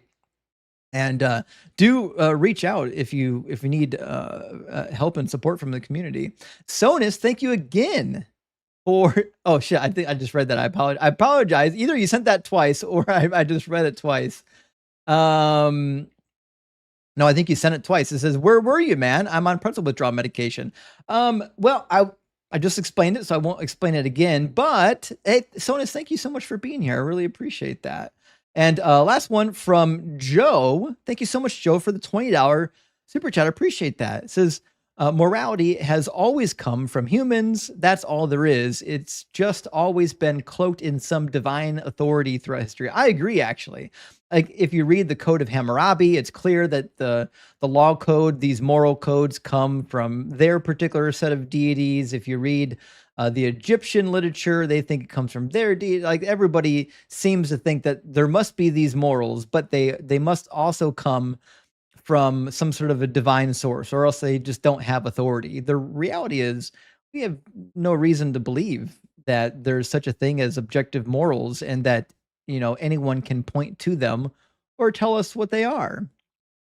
That's why I run the argument. Listen, if you believe that objective morals exist, that's great. Show me where they're at. Demonstrate to me that they are objective, because I can guarantee you, if you think they're in the Bible, the minute I start reading them to you, you're going to run away from them. All right, I think Bill was next in line, so we're going to get Bill into the discussion. How you doing, Bill? I'm doing well, thank you. How are you? Doing well. Thank you for asking. Bill, are you a believer in some kind of a God? I don't think so. Okay, so are you agnostic or atheist? I think I lean more atheist now, and that's something that's probably developed over the past few years, having grown up quite the opposite. Okay, so it sounds like you don't disagree with me then. No, and in fact, that's why I wanted to have a chance to speak with you as part of my investigation and finding out maybe some of the things I've believed to be true for quite a long time aren't true. There's a story, and I've watched quite a bit of your content, but I don't think I've ever heard you talk about this, and I think it's in Numbers, about the bitter potion you make. Yeah, Numbers 5. again, I'm not entirely sure of the location of it in the passage, but it seemed really crazy, and Yeah. I didn't know if you. It's a wild passage, yeah. And so essentially, God is suggesting here that if a woman is unfaithful because the spirit of jealousy comes upon the man, that he can take her to the priest and they will make this poison that she has to drink. And if she drinks the poison and it poisons her, then it's presumed that she's guilty. If she drinks the poison and it doesn't harm her, it's presumed that she's innocent. This is very similar to the river ordeal in the ancient Near East. So in Babylonian and Assyrian literature, what they do if you suspect that your wife or your spouse is cheating on you, and in fact, you can do it to your husband. It's not just for the women. In the Bible, it's only for the women. They basically throw you into the river, which they believe, based on whether or not you survive the river or how you survive the river, will determine your guilt, because there's like a river demon or a river deity that is in the river that will deal with you as see fit, right? And so this is kind of like that, where it's like, we're going to throw them to the sharks. If they survive, it must mean they were innocent, because obviously God wouldn't punish you or do something harmful to you if you were innocent, right? And so that's essentially what's happening here. And it's barbaric, because basically the woman's just being poisoned and the man doesn't have any evidence to bring against her. He's just saying, listen, the spirit of jealousy came over me. Now I'm going to poison her. It's crazy.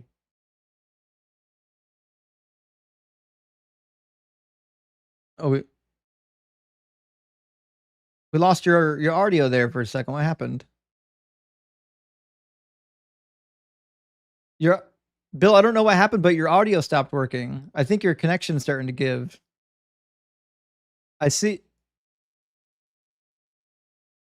Your microphone shows that it's turned off right now.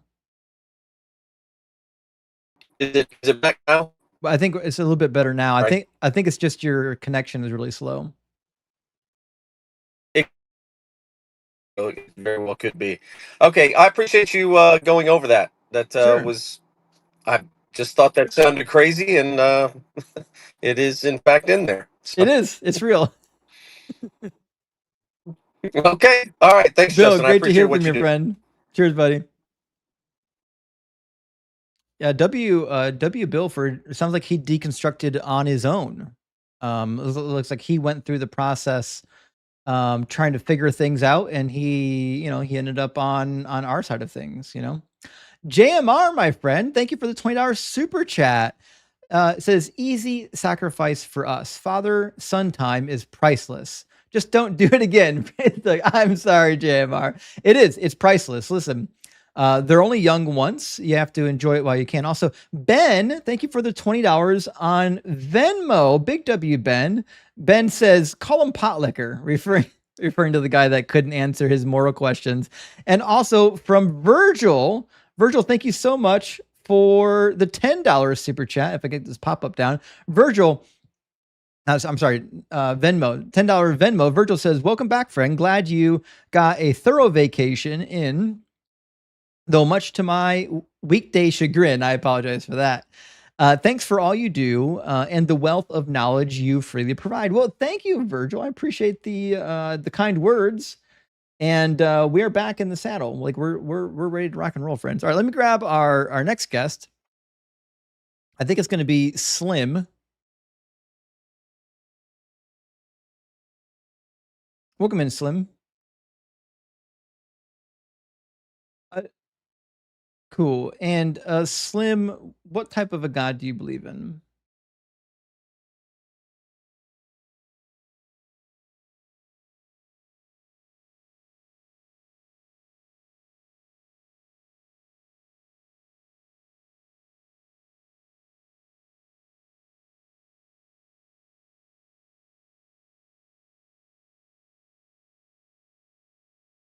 All right, and we'll move on to an adult here. Try the next one.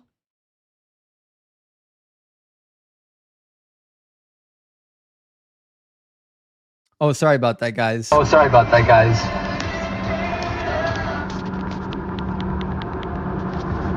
had the TikTok audio turned off. This is going to really fuck me up.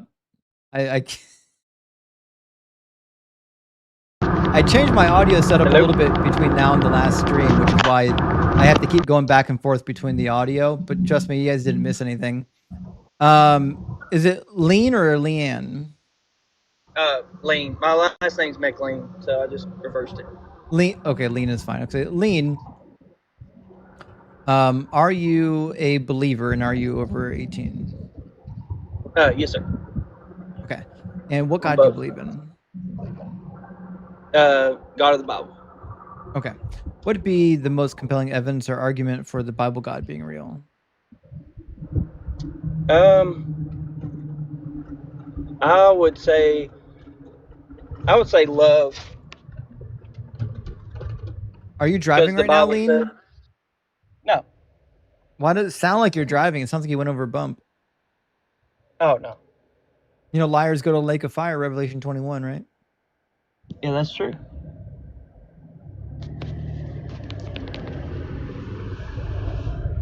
So, what about love proves God? Well, the Bible says that God is love, so if I was to believe in the God of the Bible, then that's would be my proof that the love. Well, first of all, I don't think that's true. Second of all, I don't even think the Bible is true. But I don't think that that God can be love, because in 1 Corinthians 13 it says all kinds of things about love that simply cannot be true of the Bible God. For example, it says that love is not boastful or arrogant, yet God boasts literally all the time. He spends like half the Old Testament just boasting about how strong and mighty he is. In fact, he kills a bunch of Egyptians just to demonstrate his might. So that certainly doesn't seem to fit. And says that love doesn't insist on its own way, yet God will literally murder you or send you to eternal hellfire if you don't follow his way to an absolute T. So I whatever love you're referring to, it certainly can't be the love that 1 Corinthians 13 is referring to. Yeah, I'm referring to the sacrificial love. But it certainly isn't God. Laying down one's life for a friend. He didn't do that. Well, then that's also the God in the Bible that I believe in. But he Jesus never did laid that. down his life for his friends. Okay, well, I mean that's where we No, not even in the differently on Bible. Not even in the Bible did God lay down his life. God is very much alive and has always been alive. God, for no amount of time has God ever died. Yeah, the Son of God died. No, he didn't. And that's where we would believe too differently. You were just asking what in the Bible, Jesus's flesh died. He did not die. And he knew ahead of time that he wasn't going to be dead either. That's the other thing. To lay down your life means that you're no longer alive. Jesus took like a 2.5 day break with his body and then just came back. That's it. He didn't die. Well, that's how the Bible sees fit of what death is. Death is sleep. But is he asleep right now? No, he rose again. Well, then he's not dead.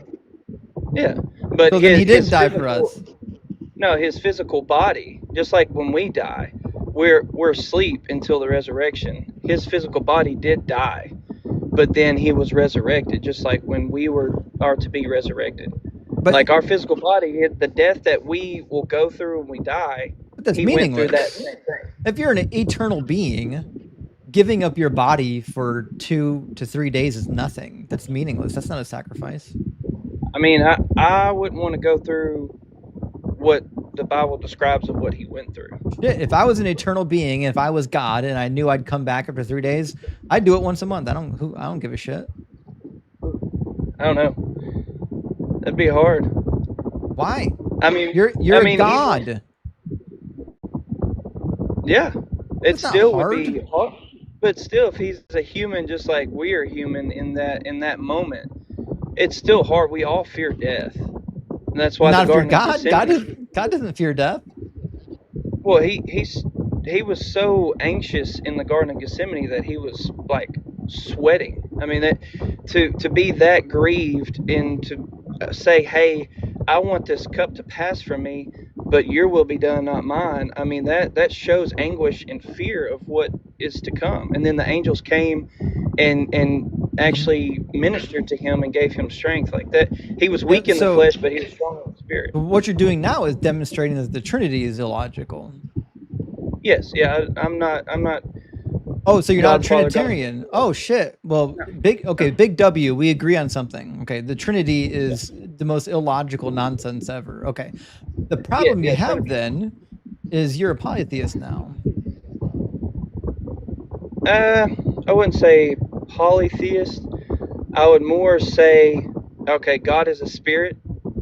I mean, listen, there's nothing wrong with being a polytheist, but that's what you are. Yeah. Like if Jesus is God, or monotheist, monotheism. Oh, you're definitely not a monotheist. Like if you believe Jesus is God, you can't be a monotheist unless you're a Trinitarian. Well, Jesus in the flesh, that he this is where it gets all confused. Jesus is God in the flesh. Like God manifested, the Spirit of God manifested himself in his Son. So he was a man. He was 100% man like us. But God his full Godhead deity dwelled within him. So God had parts. No, God robed himself in flesh. Just like we have a spirit. Is Jesus part of God, or is he 100% God? He's of God. So he's part of God. Yeah, I would say he's part of God. He's the Son of God. So God just has like parts.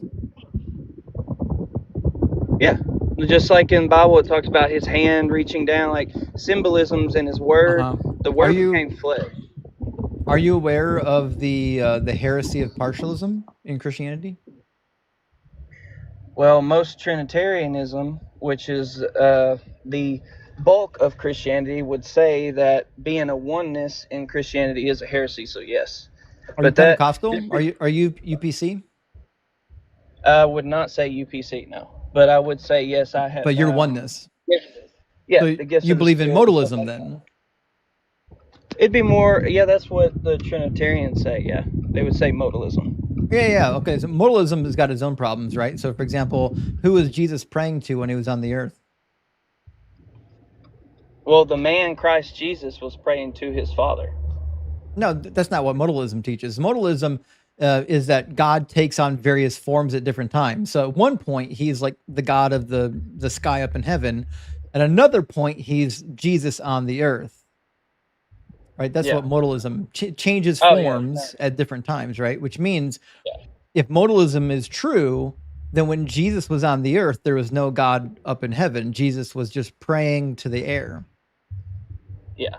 And that's where I feel like some UPC would probably agree with that and say that that's how they see it, because they see Jesus as God, like the man as God. But Jesus was man. Was he schizophrenic? No, he wasn't schizophrenic. He was a man. He was born of a woman. In the Garden of Gethsemane, though, when it says not your will be done, or not my will, but your will be done. Yeah. Whose will is he talking about? That would be his will. There's only one will. Yeah. No. That's the thing.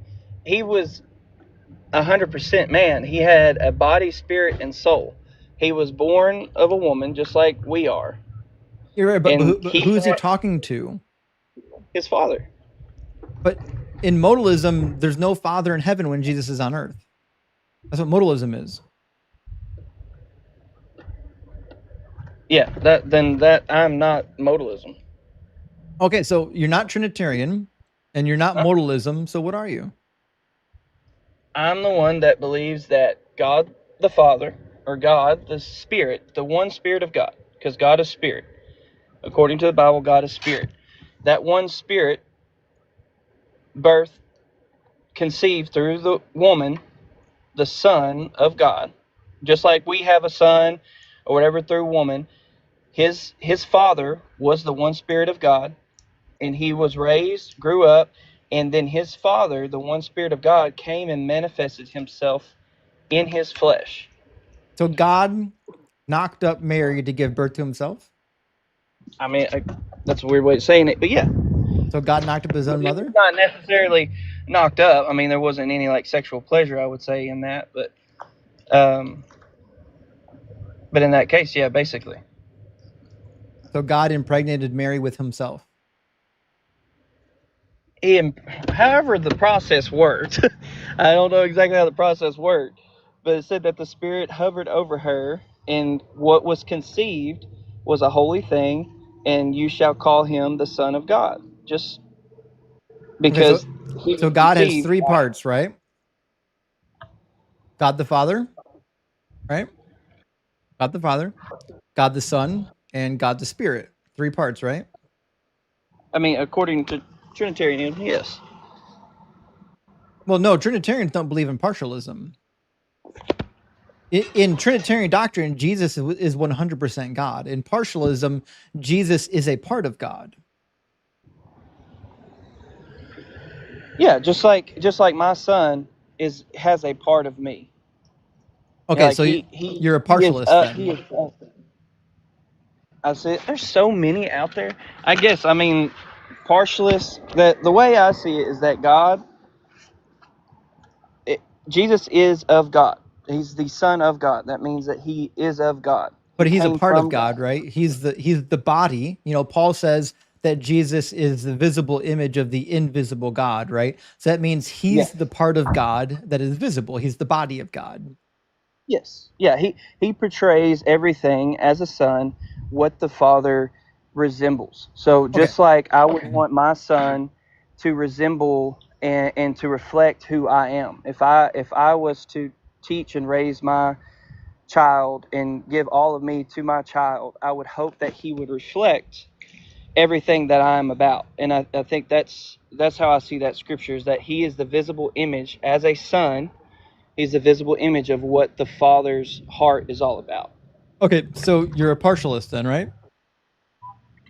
I guess, yeah, that sounds about that. I would have to study up on it all what they believe, because I don't want to be put into some box or anything. But so then you don't believe that Jesus is 100% God. You believe that Jesus is part of God. Yeah, Jesus is in John. The main thing about why John was written at the very end, I think it's in chapter 28, says all these things are written so that you may believe. John's got 21 chapters. Oh, 21. Okay, sorry. I'm one that. Go ahead. Sorry.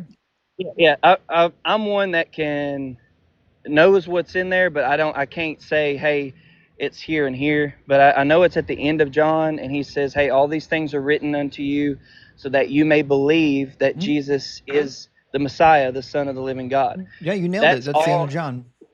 Yeah.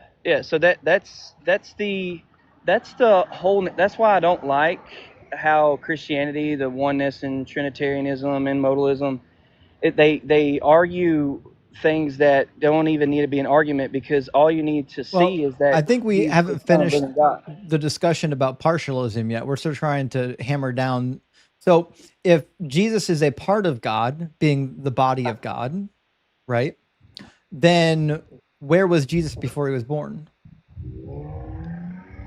Where was Jesus before he was born? Yeah, if Jesus is the visible part of God, then what was he before he was born, before he was visible? Well, he was begotten. So he had the man Christ Jesus had a beginning. Begotten? Yeah, he was begotten. Like the only begotten Son of God. So he was begotten by the Father. So he had I don't know if you and okay. So I want to make sure I understand you correctly, because I don't think that what you're saying is crazy, but I want to make sure I'm with you. You're saying that Jesus is not co-eternal with the Father? No, Jesus as a man, the man Christ Jesus was not co-eternal. He had a beginning. He had a beginning, just like we are birthed and we have a beginning. He had a beginning, but the Spirit of God that dwelled within him, that came and dwelled within him, was the eternal God, the one eternal God. So Jesus wasn't with God in the beginning? No, the Word of God was with him. So like that's where you get into a lot of theological debate of how, especially Jews, how they saw the Word. they almost seen it as like an extension of God, or the same as God, and that gets into a lot of, hey, I'm actually late for work. I'm supposed to be here at 7, and it is 7 o'clock right now. I would love to join back. I see that you come in the evenings, and I will request back or whatever. We can continue to talk, but Okay. Well, coming back anytime you want. Okay. okay. I enjoyed the talk, man. Hey, good God hearing bless from you. you. Cheers, Lean. Yeah. Bye. Oh, he's nice enough. We got some good Trinitarian discussion in. I was hoping we get to discuss a Trinity a little bit tonight. All right, let me grab a couple super chats, friends. We'll get our next guest in here. Yoda, thank you so much for the $19.99 super chat. It says, outside of time and space, this dude worships Rayboom Alal. Wait until he finds out just Dr. Doom. Oh, wait till he finds out that's just Dr. Doom trying to find and kill the Beyonders. It's a Marvel reference, Justin. I know you don't get it. Welcome back. Thank you, Rock Hard for that. Well, thank you, Yoda. And you're right. I don't get any of these Marvel references. They're just completely gone. I haven't watched any of the movies. I don't know the names. I don't know the plots. I apologize. But thank you for the $20 super chat, Yoda. It's great to hear from you. I really appreciate you supporting the stream. And also, Lord 4, thank you for the $10 super chat. It says, thanks for all the work you do. The place I'm in is very Christian, and it's quite difficult to get a word in. So I appreciate the way you debate using the Bible itself. Well, thank you, Lord. I appreciate that. And I think that's the key. That's why I'm the deconstruction zone, because I like to stick to the book, right? Because people come up with crazy arguments for their religion. But the reality is, if you just read the book, it disproves most of their stuff out of hand. Ehud the leftist says it feels good to be back. I agree, Ehud. It feels great to be back. I'm thrilled to be here. I won't be debating till midnight tonight, though. We're only going till 10 o'clock because at 10 o'clock we're going to send a raid over to Sarah's, and Sarah's doing Sassy Sarah Saturday, and we're going to be debating on Sarah's TikTok after this. Libra, thank you for the $10 super chat. Shale Doug, I'm allowed to wear my earbud at work and listen along. Well, big W for that. I love the barbecues. I've never heard a Christian defend God's morals without showing they have none, nor that could present any evidence. Listen, that's the situation I'm in, Libra. They're not going to bring evidence, and they have no way of defending the atrocities of the Bible. That's why they run away from it. And look at the bee's knees. Thank you for the $10 super chat. It says, Doug, damn it. It's good to have you back. Listen, I'm thrilled to be back. Listening to Witty crash out is a fun way to spend Saturday evening. Listen, I had a good time. I hope you guys had a good time. And our friend Double Donkey's back. Thank you for the $10 super chat. It says, saw you on the line. Carl Sagan was influential for me too, coming out of Christian primary school into public high school. He got me interested in science and into deconstructing. Rip Carl. He is kind of a goat. Actually, I agree with you there. And he did really kick me off in a lot of my agnostic phase deconstruction. So big W, good to hear. And from Charles, thank you so much for the $20 super chat, friend. Says, are the popes able to do the same works or greater than Jesus? No. No, but according to Mark 16, they should. Right? According to other passages, Jesus says they should. But they don't. Robin says, happy Saturday. Well, happy Saturday to you, Robin. And our friend Atlas, great to see you. Thank you for the $10 super chat. Says, I'm so glad you had some great time with your son. I love that you express the importance of spending time with the little ones as they grow. With that, I'm also very happy to have you back here. Well, thank you, Atlas. And it really is important, friends. Like, listen, you only get one chance. You only get one chance to spend a lifetime with your children. And every moment that you don't spend with them is a moment lost. And no one goes to their deathbed saying, oh, I spent too much time with my children. Doesn't happen. Not a thing. People say the opposite. I wish I spent more time with my family, but they don't say that they wish they hadn't. Nightman Cometh says, even though I'm now a dirty, rotten atheist, I still love Jesus Christ Superstar, the Prince of Egypt, and the Charlton Heston 10 Commandments movie. Listen, I haven't seen Jesus Christ Superstar. I've seen the Prince of Egypt, and you know what? I love the 10 Commandments. I love it. I love the 10 Commandments. It's such a great movie. It's just good. That's all there is to it. I agree with you there. And last one from our friend Folele. I'm sorry. I said that one wrong. Thank you for the super chat. It says, finally catching you live. May Doug bless your cooking tools and keep your grill hot. Well, thank you. I really appreciate that. And we're going to do what we can. All right, we'll get our next guest in the queue. We're going to get Becky pulled in from our YouTube queue. Welcome in, Becky. Becky, can you hear me? Becky?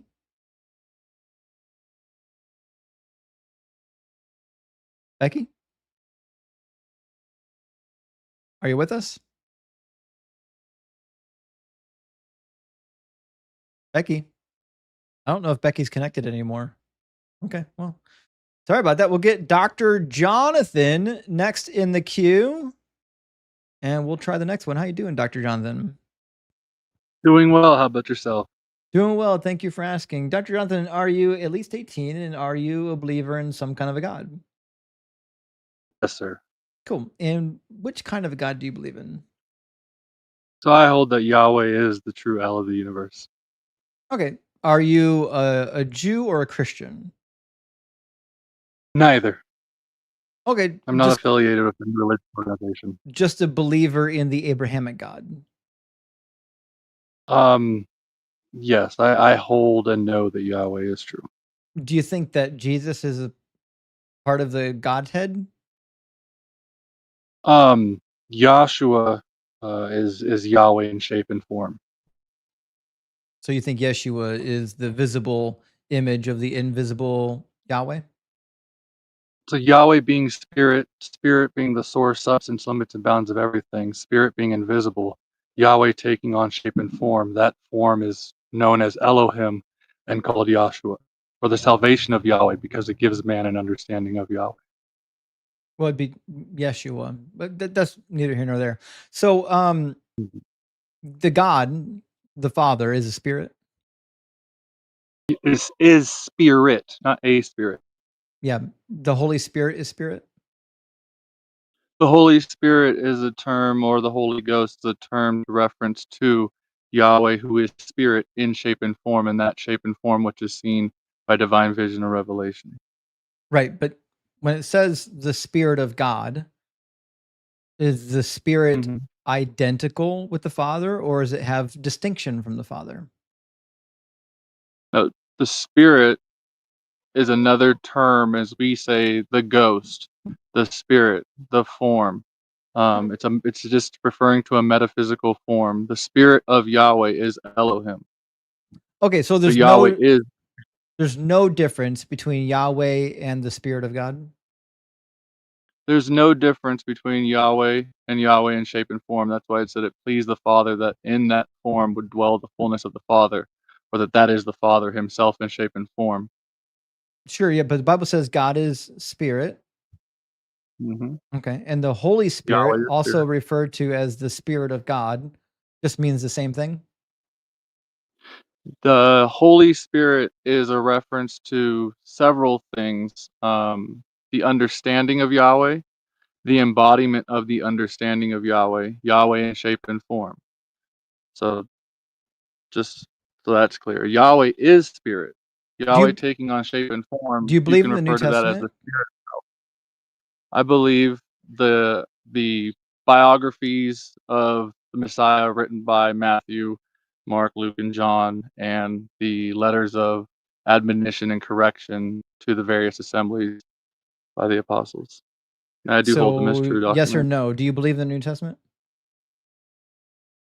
Yes, I'm just being careful with the way it's answered because I'm not coming from a Christian perspective, and I'm trying to draw a distinction through the answer. So what does it mean in Ephesians 4:30 when Paul admonishes the Christians to not grieve the Holy Spirit of God? It's Elohim within them. The true gospel is that Yahweh Elohim, or Yahweh in shape and form, abides within every man. That's the true identity of every man within them.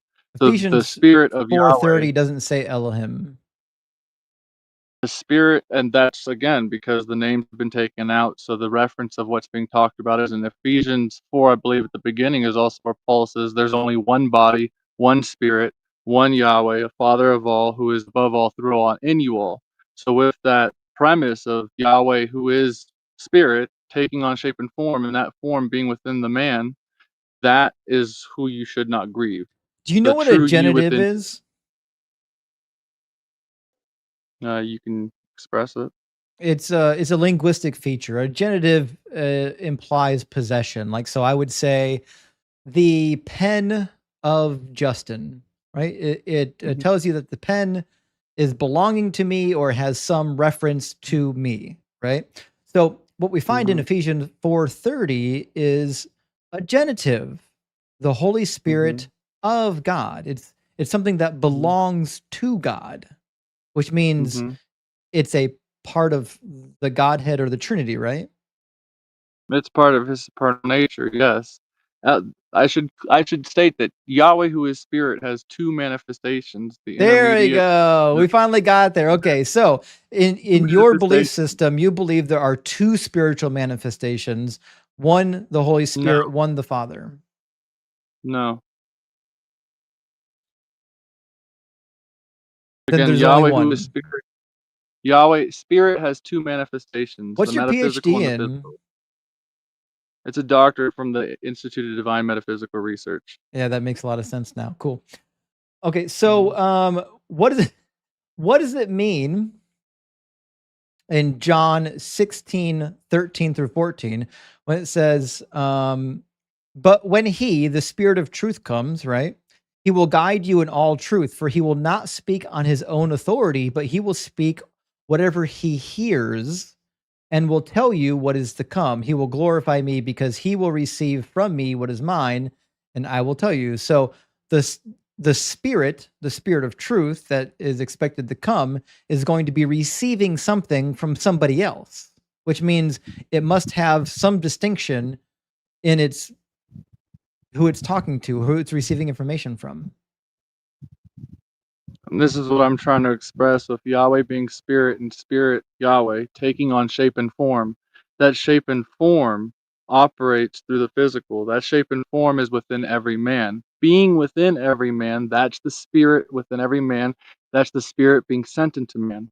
At the same time, the term of the Holy Spirit coming upon a man is also a relation to the understanding of that spirit who is in you, you coming to the cognizant understanding of that spirit within you. Well, try this But again. I'm trying the to help Holy you Spirit, understand that the Bible draws a distinction between God and the Spirit of God, right?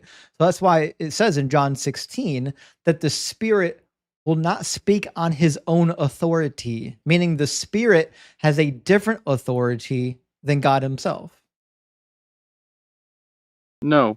What I'm expressing here again, No. if Yahweh, who is Yahweh's spirit, right? Spirit is abstract. Yahweh takes on shape and form. If you look upon that shape and form, you Okay. can't say that shape and form is Yahweh. That's the We're not talking absolute about state shapes of and Yahweh. forms. Focus up here, doctor. We're That talking we're that talking is about what I'm trying to authority. express. We're talking about authority, right? Does the Holy Spirit have its own authority separate from God the Father's authority? No, it's one authority, it's one spirit. It can't be one authority because it says he will not speak of his own authority, but only what he hears, meaning he has its own mind, his own center of thinking. It's the same statement as the Messiah is saying, I of my own can do nothing. It's the Father in me that doeth the work. He's drawing a distinction from the shape and form, and he who which is in the shape and form But operating the the shape form. and form has nothing to do with what we're talking right now. We're talking about It authority. does. That's the These are spirit things of that don't Yahweh. have shapes or forms. So just try to stay in the actual conversation. So if the Holy Spirit in John 16 only speaks what is given to him, then something is giving it to him, correct? Yes. That's Okay. language being And used to communicate an can idea. can something be given to you if you already possess it? Again, it's language that's being used to It's communicate an it's a idea. yes or no. Can something be given to you if you already possess it? No. Oh, cool. That means there must be some distinction between God the Father, Jesus, and the Holy Spirit, because the Holy Spirit not only has its own authority, his own authority receives things from somebody else's authority, which means there's some level of distinction that you're not wanting to make, but it's right there in the book. Another distinction is, again, to communicate to men who have no understanding of this. And again, when men didn't have an understanding of this, Literally when it first occurred back doesn't in address my Sinai, point at they all. Not attributed even the not even image. close. All right, Jonathan, let's get back to the main point. Okay, I didn't even ask you our typical opening question. What logical piece of evidence or argumentation would lead me or anyone else to believe that the God of this book, the God you believe in, is true? The tangible evidence of the threefold pattern, which was given through Moses in the Can't be real. representation of the tangible tabernacle. All right, give me the argument.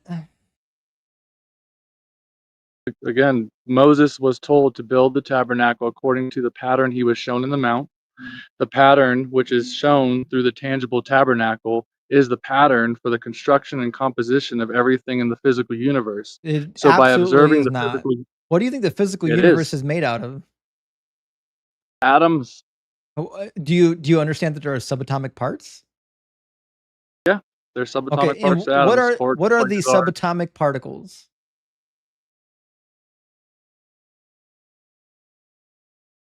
quasars. Mm-hmm. Yeah, very good. Are there more than 3 subatomic particles? Yes, there's almost 9. I think there's a lot more actually. The ones we know of, as far as I'm aware, is like almost 30. So I think there are hypothetical ones There's, that we're there's still some that we're still looking they're for. amalgam. So when we talk about what things are made of, I don't see a tripart structure anywhere. How many parts to the atom?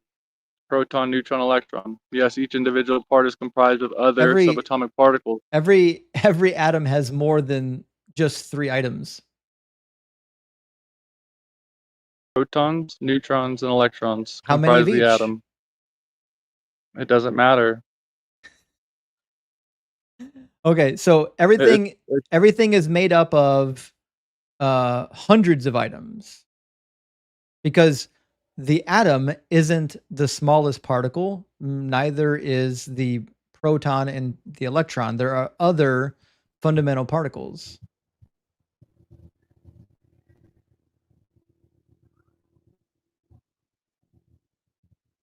You got more to add on that, or? You already named 3 of them. Mm-hmm. A proton, neutron, and electron comprise the atom. Those things comprise the atom. The proton, neutron, and electron are comprised of other subatomic particles which Yes, come together to exactly. form those things. Subatomic particles. Yes. Yes. There are lots of Yes. things, subatomic particles that exist. Yeah. That make up our reality. And I said Yahweh, who is spirit, took on shape and form. So those subatomic particles come together to create these forms. They certainly do not. Which part of the Trinity is the electron? That would be a reference to Yahshua. And how do you know that Jesus is the electron? Again, through the structure of the tabernacle shown through the most holy place, and court roundabout, the threefold nature of the tabernacle and its composition and the duties of the priests held within show forth the nature of pure spirit and the intermediate and the physical. You haven't actually explained it. I'm asking you, what is the connection between electrons and Jesus? Through the electrons, we have the bonds which produce the compounds which we have in the universe.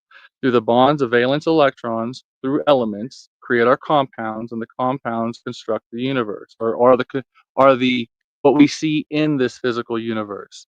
That in between that which cannot be seen and that which can be seen is what represents Yahshua. Yahshua is the connecting factor between that which can be seen and that which can't be seen, and brings it into existence. That's why it says, and by him and through him were all things made that were made. Okay, so you don't believe that protons do any bonding? Protons are shown forth as pure spirit. No, I'm asking about protons in the real world. Yeah. Protons, the attribute of protons, the principles of the proton and how it interacts in the structure shows forth its nature of relating to the most holy place, representing pure spirit. Okay, I don't know what script you're reading off of, but that's not answering my question. So I asked you initially about how you connected electrons to Jesus, and you said Mhm. that because Jesus is a physical manifestation, assuming No. that there are actual bonds, and then you said because electrons make bonds, and as it turns out, protons make bonds too. So No, that's not what I'm saying. Again, I'm not relating to. If you're asking Jesus how and you're much did you talking spend about on your degree? the flesh incarnate, that's not what I'm referring to when you're using the term In Jesus. fact, I'm using how many literally. years did it take you to get your PhD? Do you want to go on that, or do you want to go on a response to the question, because you're holding presuppositions from a Christian? We're gonna do both. Actually, I'm just curious. How many years did it take you to complete your degree? It's the school offers the only degree the school offers, and it's offered once you have a basic fundamental understanding of the knowledge offered. Yeah. So how many years did it take you to do your PhD?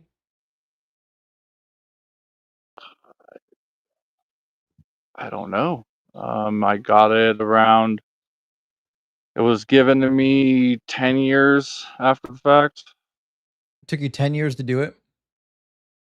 No, I could have gotten sooner. I didn't request it. I didn't want the documentation. It's the form of minister's license that the institute offers, and it's a doctorate because it's a school registered with the US, It and the is school certainly offers not a degree. school. I can guarantee that. How much did you pay for it? The Institute of Divine Metaphysical Research. You don't pay anything for it.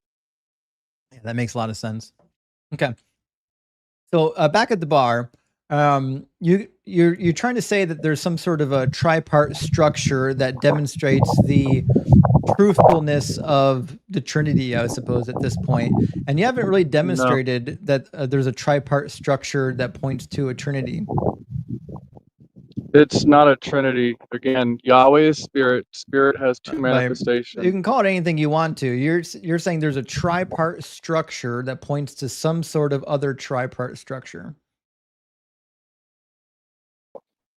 I am saying that the pattern is threefold. Getting stuck on the number 3 is where it gets messed up, because it's not a pattern of 3, so to speak. But 3 your is just a argument was pattern. threefold. You're the one stuck on 3, not me. It's a threefold tangible tabernacle. Yes. What was threefold about the tabernacle? A holy place, a most holy place, a holy place, a court, a roundabout. It's a threefold, yet one tabernacle structure. I heard 2 things. What's the third thing? The most holy place, the holy place, and the court around about. The most holy place was its own chamber within the holy place, which was its own chamber within the court around about, which was its own chamber separated by veils. I'm aware. Yeah, so it's threefold structure. Yeah, there's 3 locations within it. 3 chambers in one structure. That's a threefold tabernacle. What chamber I would use for the inside, not for the courtyard. The courtyard, I don't know if you could call that a chamber, but I'm not sure that matters. But I agree with you. There are 3 general locations within the. Each were separated by veil. But they were separated. What you're doing is basically like a funny form of like pareidolia, where you're just looking at things and trying to find 3s. I could do the same thing with like 4s or 5s or 6s even. None of this is actually a compelling argument for why Christianity or whatever you believe is true. Like I said, if you get stuck on the number 3, that's where things will get a little bit. But the 3 is your argument, not mine. You brought up the 3, not me. No, I said that the tabernacle structure is a form of tangible evidence given by a proclamation that everything in the physical universe was created by prove that the tabernacle even existed. It's not the claim. The claim is simply that. Listen, if the tabernacle is the tangible evidence, then you have to demonstrate that there was a tabernacle to begin with. We have instructions within the scriptures still there on how to produce. Why would I believe that the Bible's true? Oh, again, I'm not saying that you have to believe anything that's being said. I'm simply saying If you're going to ask, what's the evidence for this Yahweh? is the problem If with you're your argument. Your argument first assumes that the Bible is true, which I don't think it is. And second, it practices this crazy theology of, if I find patterns, then I'm going to run away with it and create my own theology based around these patterns. And to me, that's silly. Let's start at the easy one. Do you believe that the Bible is literally true in everything? Or do you think it's more of a metaphor? It's true in everything. There were certain things that are true that were given in a way for men to understand without a mystery being revealed to them in a lot of instances. Okay, so when it makes claims, we'll say, about history, then it can't be false about what it's making, what the claim is making. Depends if it's something that was inserted in the scripture later on, or Is it yes or no? Can the Bible be wrong about claims it makes about reality? No, but I'm saying that the Bible is not held in store in its original context. I'm saying that it has been altered. Well, how do you know which parts have been altered? The only way to know is by divine revelation from Yahweh. So the Bible is true except when it's not. And when it's not, then God will give you divine revelation letting you know why it's not true. No, I'm not saying that the Bible is true or untrue. The Bible is simply a record of what Yahweh has revealed to men, shown to men. By that standard, it's not whether or not the Bible is true, it's whether or not the record has been held in store. Yeah, no, we'll try this again. You said the Bible's true in all that it says, unless it's been altered. And your method of knowing what's been altered is God will tell you. Yeah, I'm trying to word my response in a way to draw a distinction between the idea that Christians have where the scripture is the inherent word of God and it's infallible. I don't hold that the scripture is the word of God. I hold that the scripture is a testimony of men, a written record, a compilation of a written record of men who have written down their testimony of when the word of God came to them, appeared to them, and spoke to them. Yeah, but are they true? The records? Absolutely. Okay, cool. Let's go to one of the records, though. Acts 7 says, "You are the ones who received the law as ordained by angels, and yet you have not kept it." This is referring to the Jews. Yes. Now, according to the New Testament and according to some other extra biblical Jewish literature, the law that was given to Moses was actually given through angels. That's why it says here, received the law ordained by angels. Yes. And that's why we find Yahweh also in form Acts is referred to 7:38 as says, angels. "He is the one who was in the congregation in the wilderness with the angel who spoke to him at Mount Sinai with their ancestors." The Are- angels. Can you show me where the angel gave the laws on Mount Sinai? Yes, you can read Exodus 24, 9 through 10, where Moses, Aaron, Nadab, and Abihu, and the 70 elders of Israel went atop Mount Sinai and saw the Elohim of Israel, and he had under his feet the word of their stone. Yes, but it doesn't say angel. Yahweh. That's the angel of Yahweh. That's No, what's referred to. no, in the it's burning literally bush. not.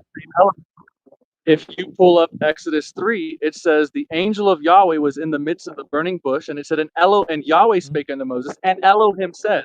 So the angel of Yahweh Yeah, and is the also angel of referred to Yahweh as is not Yahweh. The angel of Yahweh has a conversation with Yahweh in Zechariah.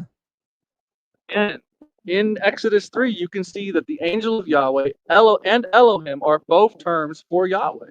They're not. They are in shape They're and not. form. Yes, they are. And you're still wrong. Yahweh in shape and form is referred to as Elohim or the angel of Yahweh.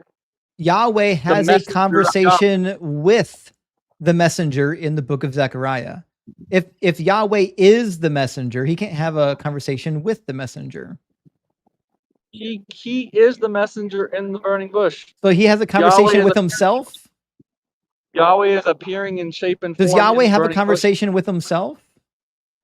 There's only one speaking in the burning bush, and that's Does Yahweh have conversations with himself? Yes, when he is taken upon himself a lower state of existence, he will give glory unto his higher estate, not unto the state that he's So in at his that mind splits into multiple personalities? Not at all. He understands exactly the persona and the state in which he's taken upon himself. So that's That's him multiple laying down his life and you picking have it to up have as he multiple pleases. personalities to talk to yourself. Oh, you done? You do. It's in fact, we'll see it. Here's an instance of it in Zechariah 1:12. The angel of the Lord said, "O Lord of hosts, how long will you withhold mercy from Jerusalem?" Mm-hmm. The Holy Spirit maketh intercessions to the Father, Just make, which make is sure Yahweh you understand. himself. The angel of the Lord said to himself, Yes. Self, how long will you withhold mercy from Jerusalem? Yes. So he's schizophrenic then. He talks to That's himself. his own decree within his own heart. Okay, so he was talking to himself. You know there are two other people in this conversation, right? That's fine. Zechariah and the adversary are both here for this conversation. David said, "My Elohim speaketh unto my Elohim."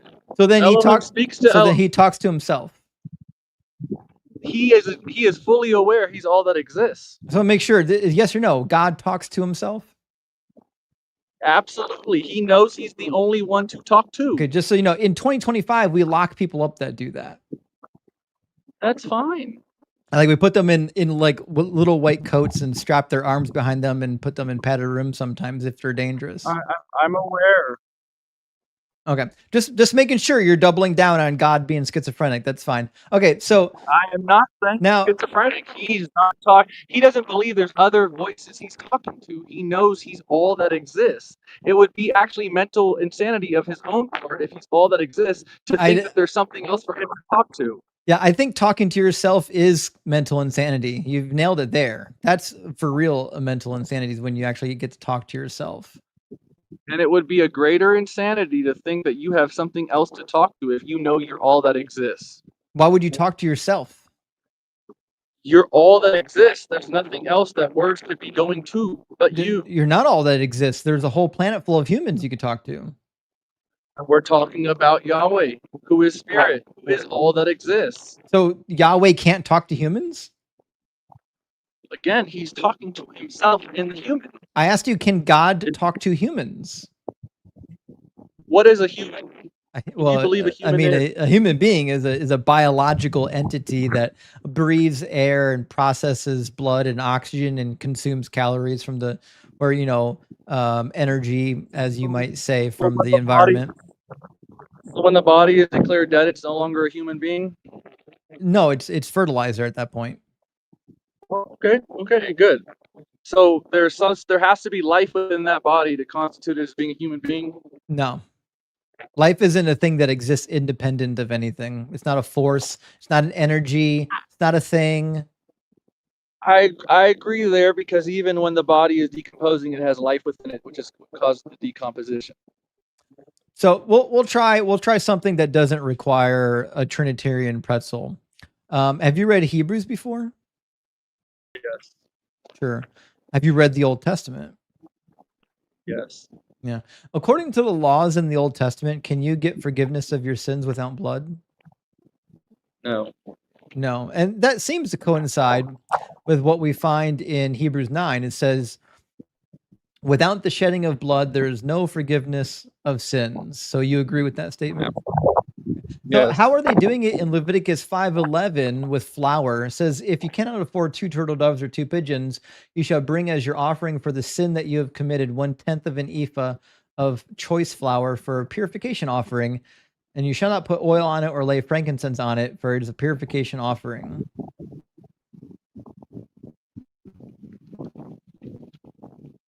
Purification offering? Is it a sin offering? Yeah. Thus, the priest shall make atonement on your behalf for whichever of these sins you have committed. Mm-hmm. Purification of the sin. What about it? Something had to die. Does flour bleed? It had to die. The wheat had to die to produce the flour. Yeah, but does flour bleed? It had to die. Blood represents the death. But does it bleed? There was blood shed in heaven before there was physical blood, according to the scripture. Yeah, but does flour bleed? Listen, I'll ask the question 100 times so you just say yes or no. Does flour bleed? Plants have blood? Yes. You think wheat and barley have blood? Do plants have blood? Yes. They have that organism. That's not the point that I'm making, though. The life is in the blood. Why aren't we just taking blood transfusions from plants then? You can do a blood transfusion with salt water, and salt water is almost identical to plant's blood. No, it's not blood. Salt water is identical to plant's blood. I know it's not blood. It's similar to plasma. What I'm saying is a death must occur according to the same book where you're trying to draw a unique idea of blood. I've never heard anyone say that wheat and barley have blood. It's not really the point I'm trying to make. The point I'm trying to make is that a death must occur. That's not what Hebrews says. Hebrews says nothing about death. The shedding of blood is a representation of death. Okay, so now blood doesn't mean blood. Again, it says that there was blood in heaven before there was physical blood ever created. There was a death. The lamb was slain. I'm sure, yeah. So I'm just asking you, does Hebrews 9 refer to physical blood or spiritual blood? It's referring to a death. Okay, so blood doesn't mean blood. No, I'm saying it was referring to a death. We'll try this again. Atonement so blood and death are two separate things. You're trying to say they're the same thing. No. Why wouldn't Hebrews 9 just say without the death there is no forgiveness of sins? Does it not say by his death? No. It uses that. It says without the shedding of blood there's no forgiveness of sins. Now, if it meant death, the author could have just said, hey, without the death there's no forgiveness of sins. It could have said that, but it didn't say that. Purification offering. You have a purification offering, which you're leading to, but it is not the atonement offering that had to be once a year pound Passover. There was one offering of a lamb that had to be slain every year. Actually, and it was a lamb that was slain for everyone. See, that's not true either. It's okay. I know you didn't read your Bible because you got a fake PhD, but in Leviticus 16, there are two goats, right? One goat gets slain, and one goat has all the sins of the people cast upon it, and then they send it out into the desert. That's the Azazel. So that goat that takes on the sin doesn't get slaughtered for anyone's sins. Again, is there not blood that is done in that offering? That is what cleanses the sin of the people. That's the sin offering, like the sin sacrifice. There's a whole thing dictating what has to be done, and nobody can substitute it with flour. It had to have blood in that sacrifice. In Leviticus 16, the goat that dies is killed so it can purify the sanctuary, not the people. There's a lamb that is slain. Not in Leviticus 16. It's a lamb or a goat, male of the first year to be taken and used. It is a goat.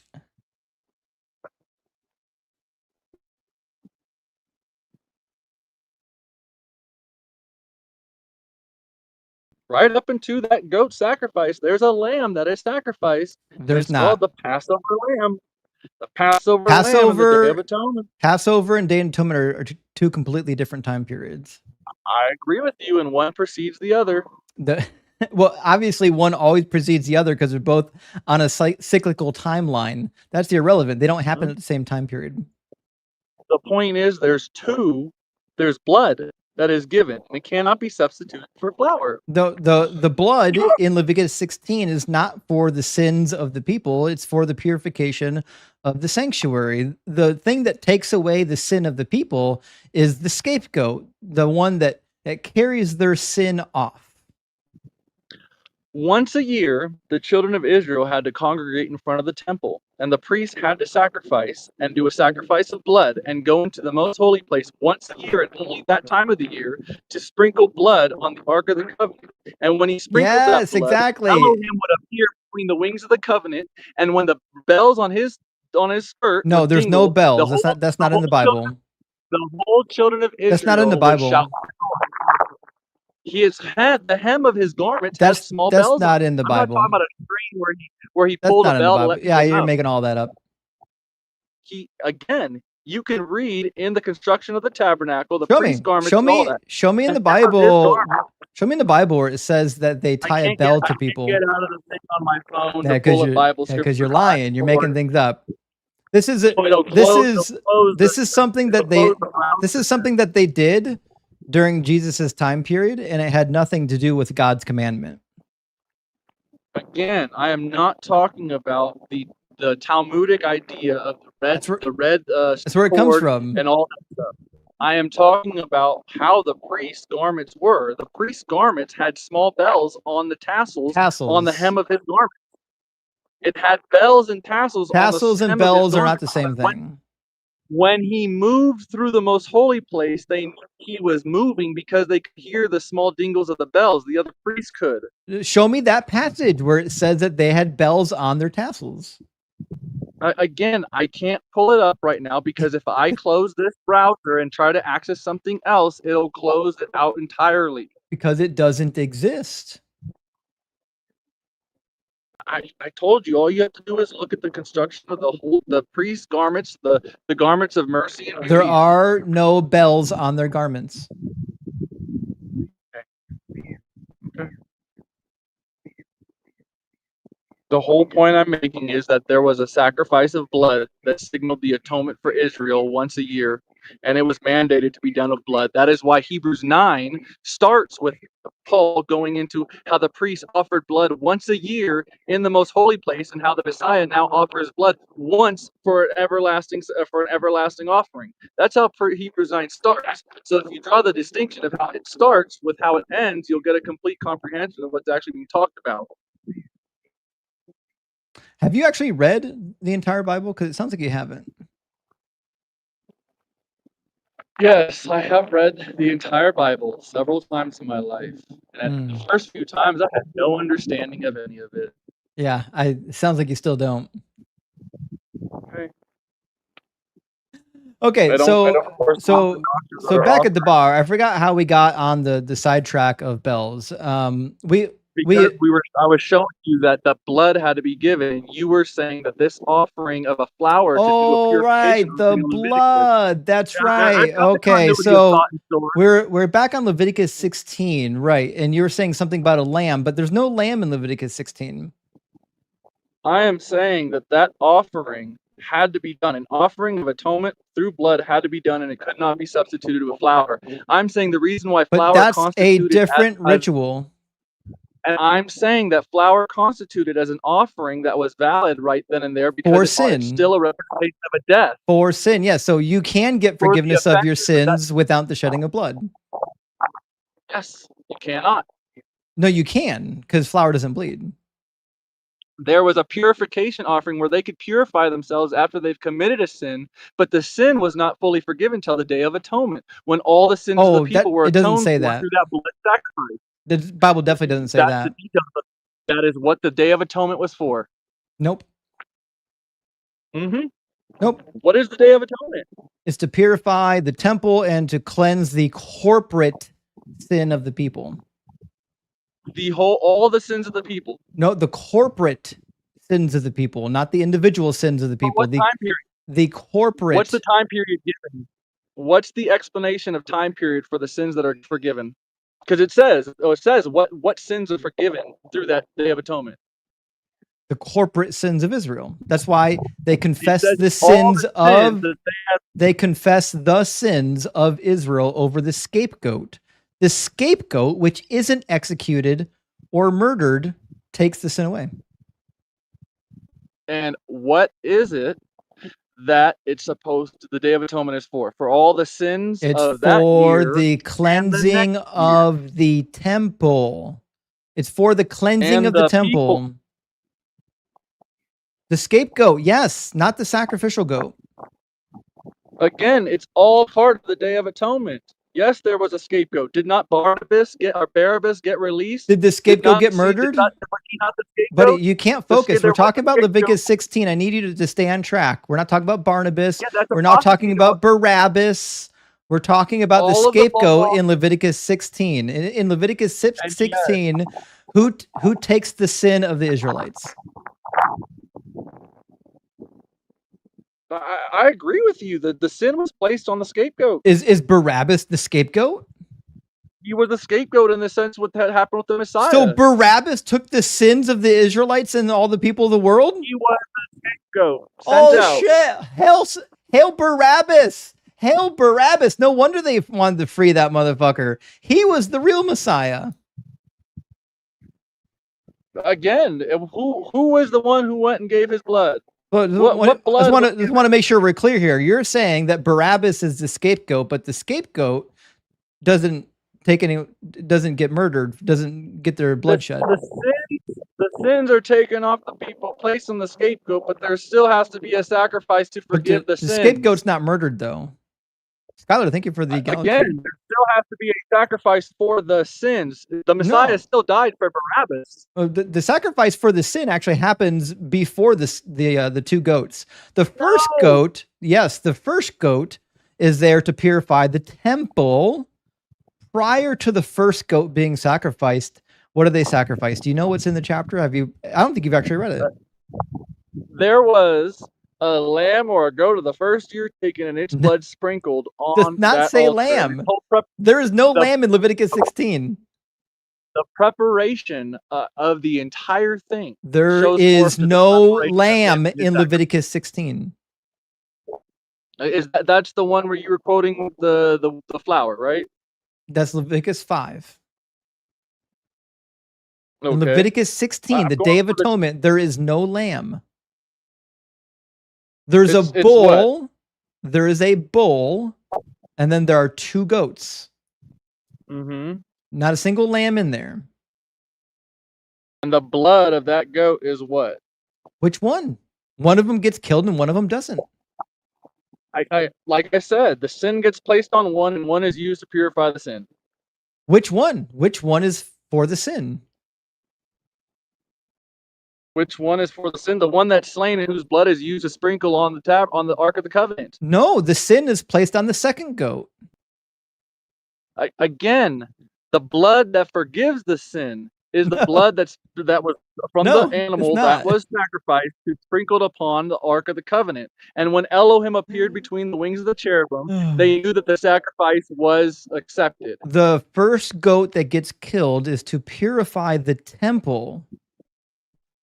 So let me explain to you. In the ancient Near East, they believed that sin was like a contagion, right? If somebody sinned in an area, the area became infected, right? That's what they believed. So you had to kill a goat and smear its blood on the infected areas. It's for the purification of the temple, not for the people.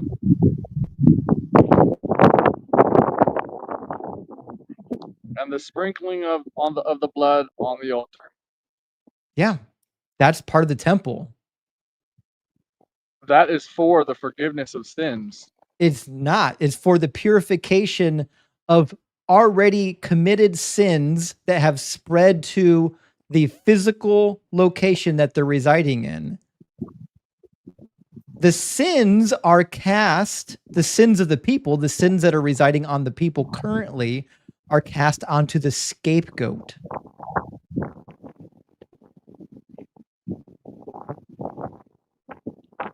I understand the sins are facing the scapegoat, and there's blood that is shedded to forgive the sins. The scapegoat doesn't bleed.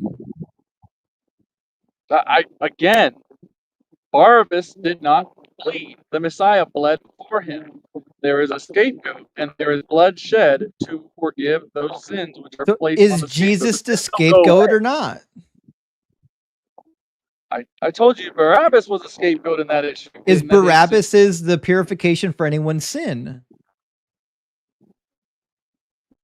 Is there a goat of the sin offering that's killed in Leviticus 16? Is Barabbas the purification for someone's sin?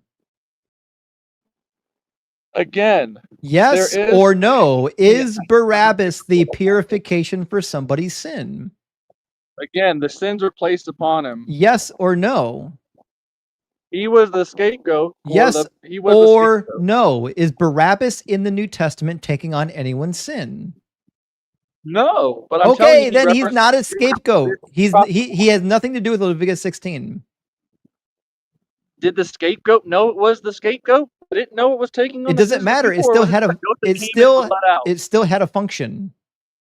It was just a goat that was captured and then let out free. It doesn't know No, anything. it wasn't. The sins of the nation of Israel were cast upon it.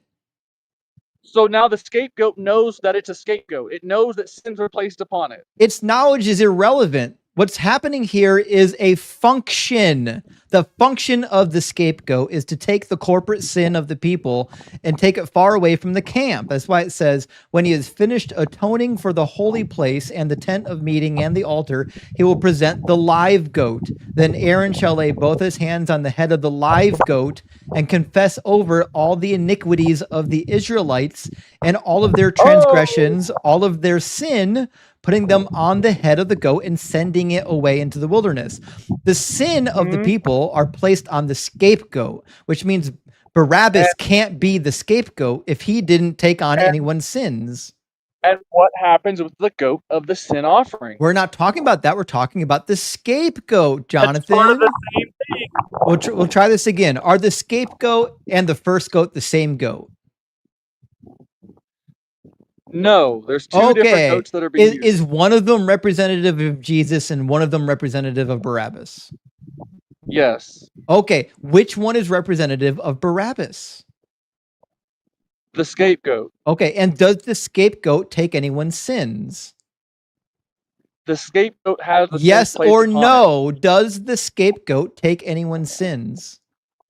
No. Yes, I'll read it to you again. In fact, I'll put it on the screen because I know you can't listen. I'm It says, reading it when to he you has right finished now. atoning for the holy place and the tent of meeting and the altar, he shall present the live goat. Then Aaron shall lay both his hands on the head of the live goat and confess over all the iniquities of the Israelites and all their transgressions, all their sins, putting them on the head of the goat and sending it away into the wilderness by means of someone designated for the task. The goat shall bear on itself all their iniquities. All of them. Yes. Did But the goat didn't Barabbas take them. bear anyone's iniquities? The goat didn't take anything. Did Barabbas bear anyone's iniquities? Yes, because the people chose him instead of the Messiah to be released. So All of Barabbas. their iniquities are placed Okay, upon so him. Barabbas is the forgiveness of sins, not Jesus. No. You're ignoring the goat that was used for the sin offering. There's an offering Please show for me in the sin New that had to Testament happen where still. the sin of the Israelites were confessed over Barabbas so he can take them out. It's like, don't try to pigeonhole me again.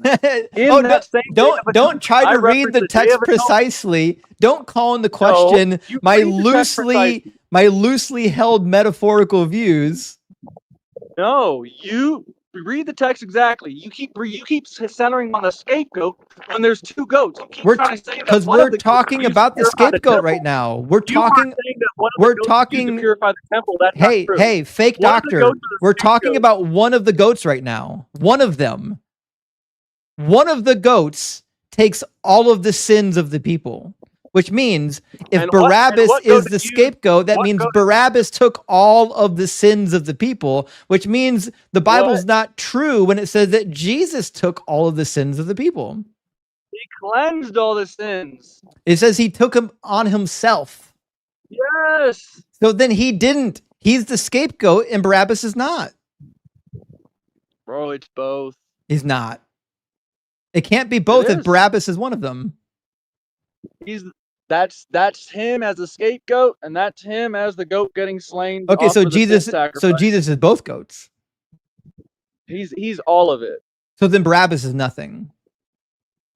Again, you're trying to pigeonhole on the scapegoat because you made a statement that the other goat wasn't used for any sin sacrifice. This is your metaphor. So I just want to make sure we're clear, fake doctor. You believe that Jesus is both goats and also Barabbas is the scapegoat. So there are two scapegoats. You made the statement that the other goat was used for the purifying of the temple when it says right there that the other goat's blood was used to sprinkle for an offering for the sin. It says to make atonement. It says to make atonement for the holy place. It says. We'll try this again. I'll pull it up on the screen. When he has finished atoning for the holy place and the tent of meeting, That's what he did with the first goat. The first goat atones for the holy place. Doctor, this is what happens when you don't go to a real school and you go to a fake school and you waste all your time and money on a fake degree and you have literally no understanding of the biblical text. This is no money, and you keep obfuscating away from the goat. This is that was really not a great showing for you. Again, you keep obfuscating away from the fact that it says that a goat's blood was used to sanctify the people from all the sins. The sins were placed on one goat. The goat was let go. The sins still have to be forgiven. Something still has to be done with the sins. Hey, they don't just wander around fake, on a goat fake in the middle doctor. of nowhere. How does the sin get placed on the second goat if they're already forgiven with the first goat? It doesn't have to be placed on the goat for How? its blood to be. What sins? What sins are left? What sins are left to be carried away? The sins that are still on the goat. But no, the first goat's already been slaughtered. Again, the sins that are on the goat. The live goat, the goat that's out there. The sins get placed on the goat after the first goat is already slaughtered. So if the first goat is already slaughtered and already made atonement for, then what's the point of the second goat if they've already made atonement? Because the sins have to be taken off of the people still. Representation of it. They've already been atoned for. Like that's how they're able to be taken off the people. Okay, so the sins stay on the people whether they're atoned for or not. The sins have to be taken off the people. That's why I said both goats represent the Messiah at the same time. With or without an atonement, the sins must still be taken off the people? Yes. Okay, so then in Leviticus 5, when they made sin sacrifices, the sin sacrifices didn't do anything. It says you'll remember your sin no more. If your sin has been forgiven, we'll try this again. In Leviticus 5, when it says that their sins are forgiven, their sins aren't forgiven, are they? Sins. Leviticus 4 and 5 have a series of sin offerings. If those offerings don't remove and atone for your sin, then they're useless. No, they're used to purify you so that you're not in a state of sin, where you're not still regarded as a state of sin. That's why they're purification. Is your sin still there? Yes, that's why. Okay, so then you're still in a state of sin. No, you've been purified of that sin. But no, you haven't been. If the sin is still on you, then you haven't removed it. It's still there. You're still in sin. Again, it's a purification. So you're purified. Purification of what? Of the state of a sinner. In that okay, instance, so are your sins purified or not? The person is purified. They of still what? bear the sin. What they did. What are they purified of? It's like if you're in a state of condemnation because you fuck someone over and you go and apologize, that state of condemnation goes away. That's a purification. But Dr. Fake PhD, what are they purified of? I just told you. I use Try an again. Analogy for it. Name. I don't need an analogy. I need a word. Name the thing. What is the thing they're purified of? The guiltiness. Okay, that's sin. Yes, the word guiltiness, offense, and to miss are all translated as sin incorrectly because they're three different words. Oh, that's right. Yeah, I forgot. You got your fake Hebrew PhD too, I'm sure. Oh, no, ashma, kata, and katath are three different Hebrew words that are all translated as sin. No, they're not always translated as sin. Some of them, as you'll find, are translated as sin Leviticus guilt. 4, 2 through 4. All the instances of sin, if you look them up, they're all three different words. Ashma, kata, and katath are all three translated as sin. You say katav? One means to offend. Katath. Katath. There's kata and katath. What about katat? Katath. I guess the throat thing. Yeah, maybe I can roll my tongue better for R's in Spanish than I can for Hebrew. Yeah. What about ra? What about it? What about rakha? What about it? There's a lot of different words to define sin. Again, you're just proving the point that there's multiple different words that are translated as one word, yet we have more words applied to each individualistic word, and it leads to a confusion because you have an offense, the state of guiltiness from when you make an offense, and the missing of the mark of the law, all being translated as sin, giving a false pretense of what is even being talked about. Because you can have an offering that cleanses you of your guiltiness, and it's an offering done for your offense. And it's an offense that causes you guiltiness, and you can do an offering to be cleared of the guiltiness, but you still bear the offense. Okay, what is guiltiness? Guiltiness is a state of condemnation within a person. No, that is certainly not the case. It can also be a state of judgment, a decree of judgment. So guilt just means you are responsible for something. It's a statement of fact. Yes. Okay. That's what the state of condemnation is within a person. They know they are Okay. guilty. So if you're not guilty of a sin, that means you don't bear the sin. Again, if you don't, the guiltiness is a decree of judgment for missing the mark, which is the offense. Mm-hmm. Mm-hmm. So you can be cleansed of the guiltiness, but the offense is still made. You have to be atoned for the offense. Show me that in the Bible, because now you're making stuff up.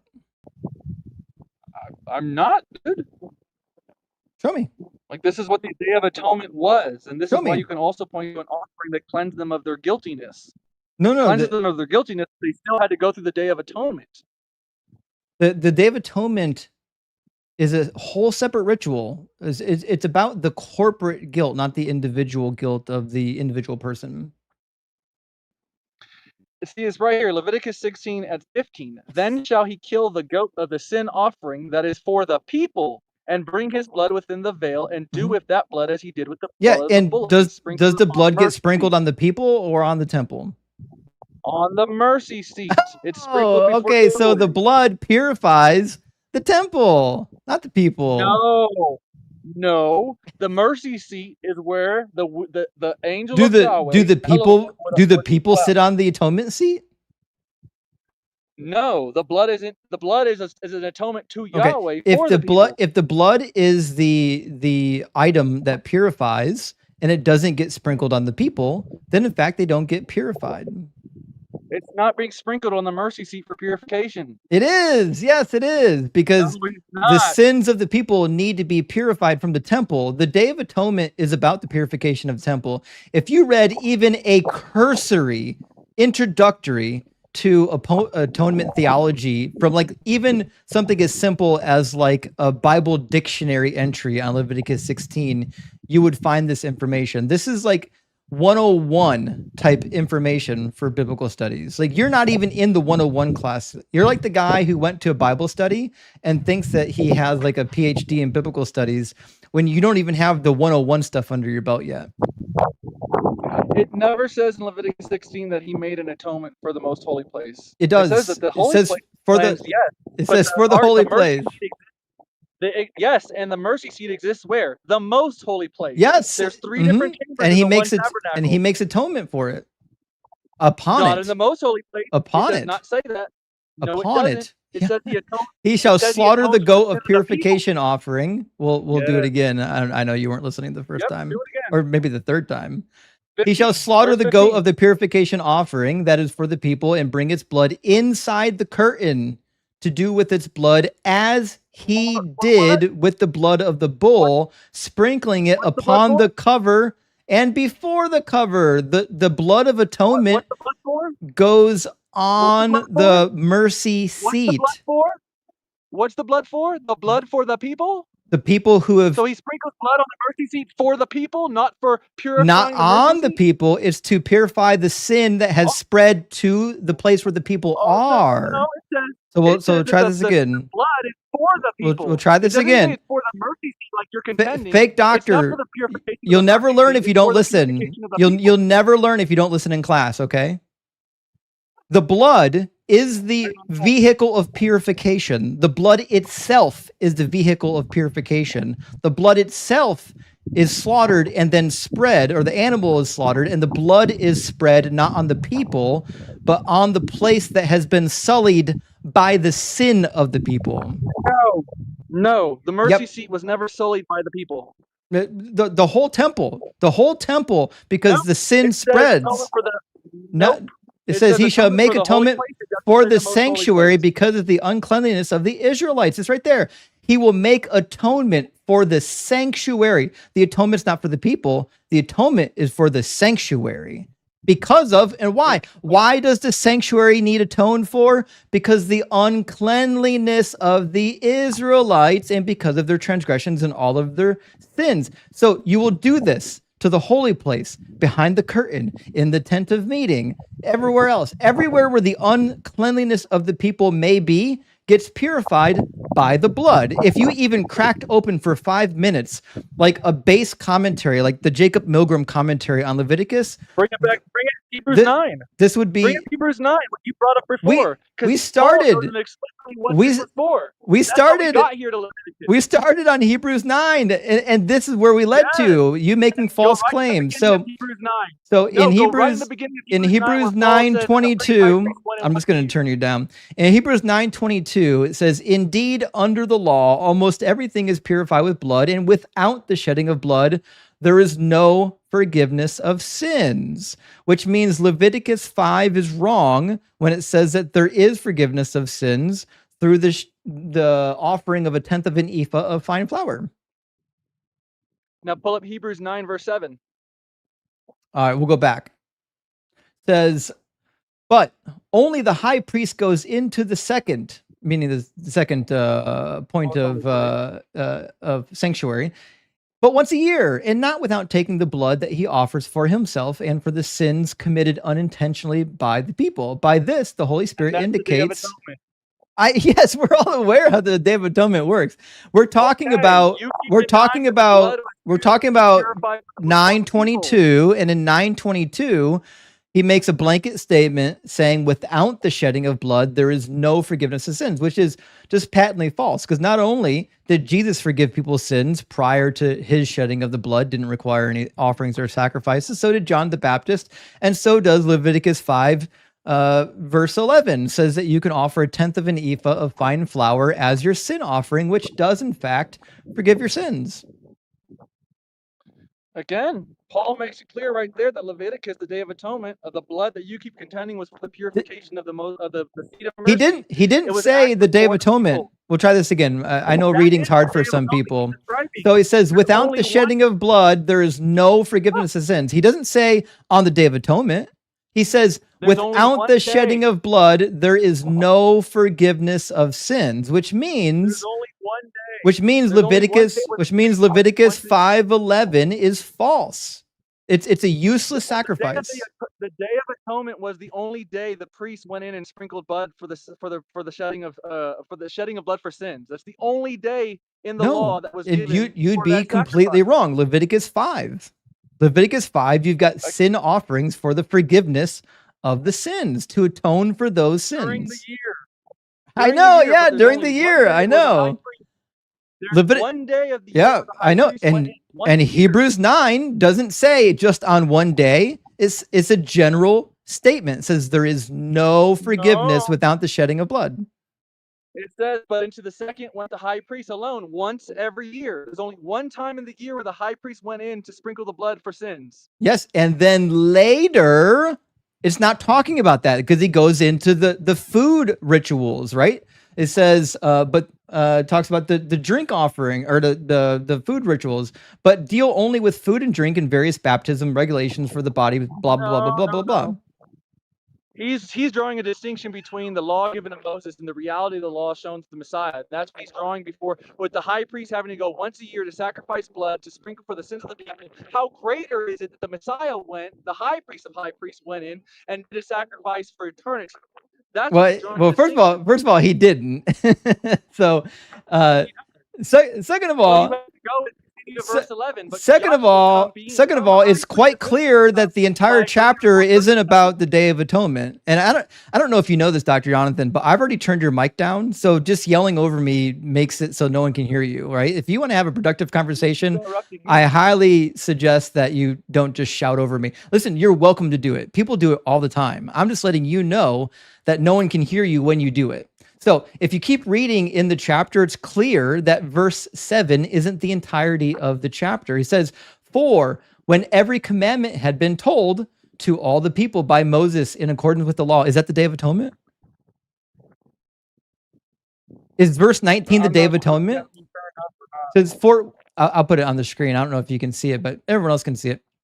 Verse 19 says, "For when every commandment had been told to all the people by Moses in accordance with the law, he took the blood of the calves and the goats with water and scarlet wool and hyssop and sprinkled both the scroll itself and all the people." Is that the Day of Atonement? No, that's the marriage covenant. Oh, it's not. It's almost like chapter 9 talks about multiple things, not just the Day of Atonement. Oh, I'm not saying that it only talks about okay, so when we get to verse 22, he's not saying on the Day of Atonement. He's just making a general statement. He says, without the shedding of blood, there is no forgiveness of sins. He gave examples in chapter 9 about how blood was atonement for people's sins. And then he ends it by making a false blanket statement and stating, without the shedding of blood, there is no forgiveness of sins, which is simply not true. But again, you are drawing one part saying, oh, it's not about atonement. It's about atonement and other sacrifices to show forth that the Messiah is the sacrifice above all sacrifices, that all the sacrifices pointed to. But there's nothing in the Old Testament about Messiah's sacrifice. We're still talking about the meaning of verse 22. And I know that, like, words are really difficult for you because you went to a fake school, but I need you to actually pay attention to what's happening here. We're talking about the second half. We're talking about the second half of verse 22. The second half of verse 22 makes a blanket statement. Doesn't say marriage ceremony, doesn't say Day of Atonement. It says, without the shedding of blood, there is no forgiveness of sins, which certainly is not the case. It says, in almost all things are by the law purged with blood, and without the shedding of blood is no remission. There was no remission of sins without the shedding of blood, which is the Day of Atonement. And you would be wrong. Almost all things are by the law purged by Thank blood. you. So yes. It doesn't say all things. Purified. There we go. Purified. There we go. So now let's talk. Purification is what happens when you sprinkle blood on something, and there were multiple ways to purify things. So he's wrong here. Well, he's not actually wrong. He says under the law, almost everything is purified by blood, but there's a lot of things purified with water and with fire. There's water and there's fire purification in the Old Testament. So he's missing two other forms of purification, but that's irrelevant. We're talking about the forgiveness of sins, not the purification. Yeah, that would be verse 25, where it goes back to the Day of Atonement. We're talking about verse 22. In verse 22, he says there's no forgiveness of sins without the shedding of blood, which is literally false. In 2 Samuel, in 2 Samuel chapter 20 or chapter 12, David is forgiven, no bloodshed at all. When Nathan confronts, what's he say? God has already forgiven your sins. He still has to go through the Day of Atonement. No, then God didn't forgive his sins. Do you know what the Day of Atonement was for? It was for the sins of that year and the next year. It was to cover both everything you did that year and for the next year. Yeah, certainly not the case. But I'm talking about 2 Samuel 12, when David confesses his sins. Was he forgiven or not? Yeah. Yes. Okay. Yahweh gave a sneak peek of the reality of his actual. Okay. Oh, okay. So God does forgive sins without shedding of blood sometimes. Under the law, it was required that blood had to be shed. Yeah, but Yahweh isn't bound by. Yeah, but in 2 Samuel 12, did Yahweh forgive David without the shedding of blood? He still had to go through the Day of Atonement. So yes, he did forgive David without the shedding of blood. The shedding of blood of the prior year covered that year. Okay, so then the atonement rituals aren't necessary at all. You don't need any of Leviticus 4 or 5. It does. It was under the law. The pretzels are wild with this one. All right, let's end on my favorite Bible passage. Deuteronomy 22. Have you read it? Yes. It was off the top of my head. No. Okay, that's fine. It says, suppose a man marries a woman, but after going into her, dislikes her, makes up charges against her, slandering her by saying, I married this woman, but when I lay with her, I did not find evidence of her virginity. The father of the young woman and the mother shall then submit the evidence of the young woman's virginity to the elders of the city at the gate. Now, what evidence do you suspect the man was looking for? The rupturing of her hymen. So blood, right? Yeah. Yeah, okay. Rupturing of her hymen. It says, the father of the young woman shall say to the elders, I gave my daughter in marriage to this man, but he dislikes her. And now he's made up charges against her, saying, I did not find evidence of your daughter's virginity, but here is the evidence of my daughter's virginity. Then they shall spread out the cloth before the elders of the town. Okay, so it's pretty clear now. If she bled, it should be retained on the cloth, correct? Yep, she will. Cool. Now, if there's no blood on that cloth, what happens to her? She was treated as a whore. Yeah, it says, if, however, the charge is true that the evidence of the young woman's virginity was not found, then they shall bring the young woman out to the entrance of her father's house, and the men of her town shall stone her to death, because she committed a disgraceful act by prostituting herself in her father's house. Okay, so if a woman doesn't bleed on her wedding night, on that sheet, you can have her stoned then, correct? She would be stoned. Right. It wasn't even you can have her. She would be stoned. Okay, so it's a guarantee. All right. Are you aware that It's a guarantee. If there was no blood on the marriage sheet, she would stone. If the husband brought an accusation up against her. Yeah, what percentage of women do you think actually bleed on their first time? In that instance, every single one. Do you have evidence for that?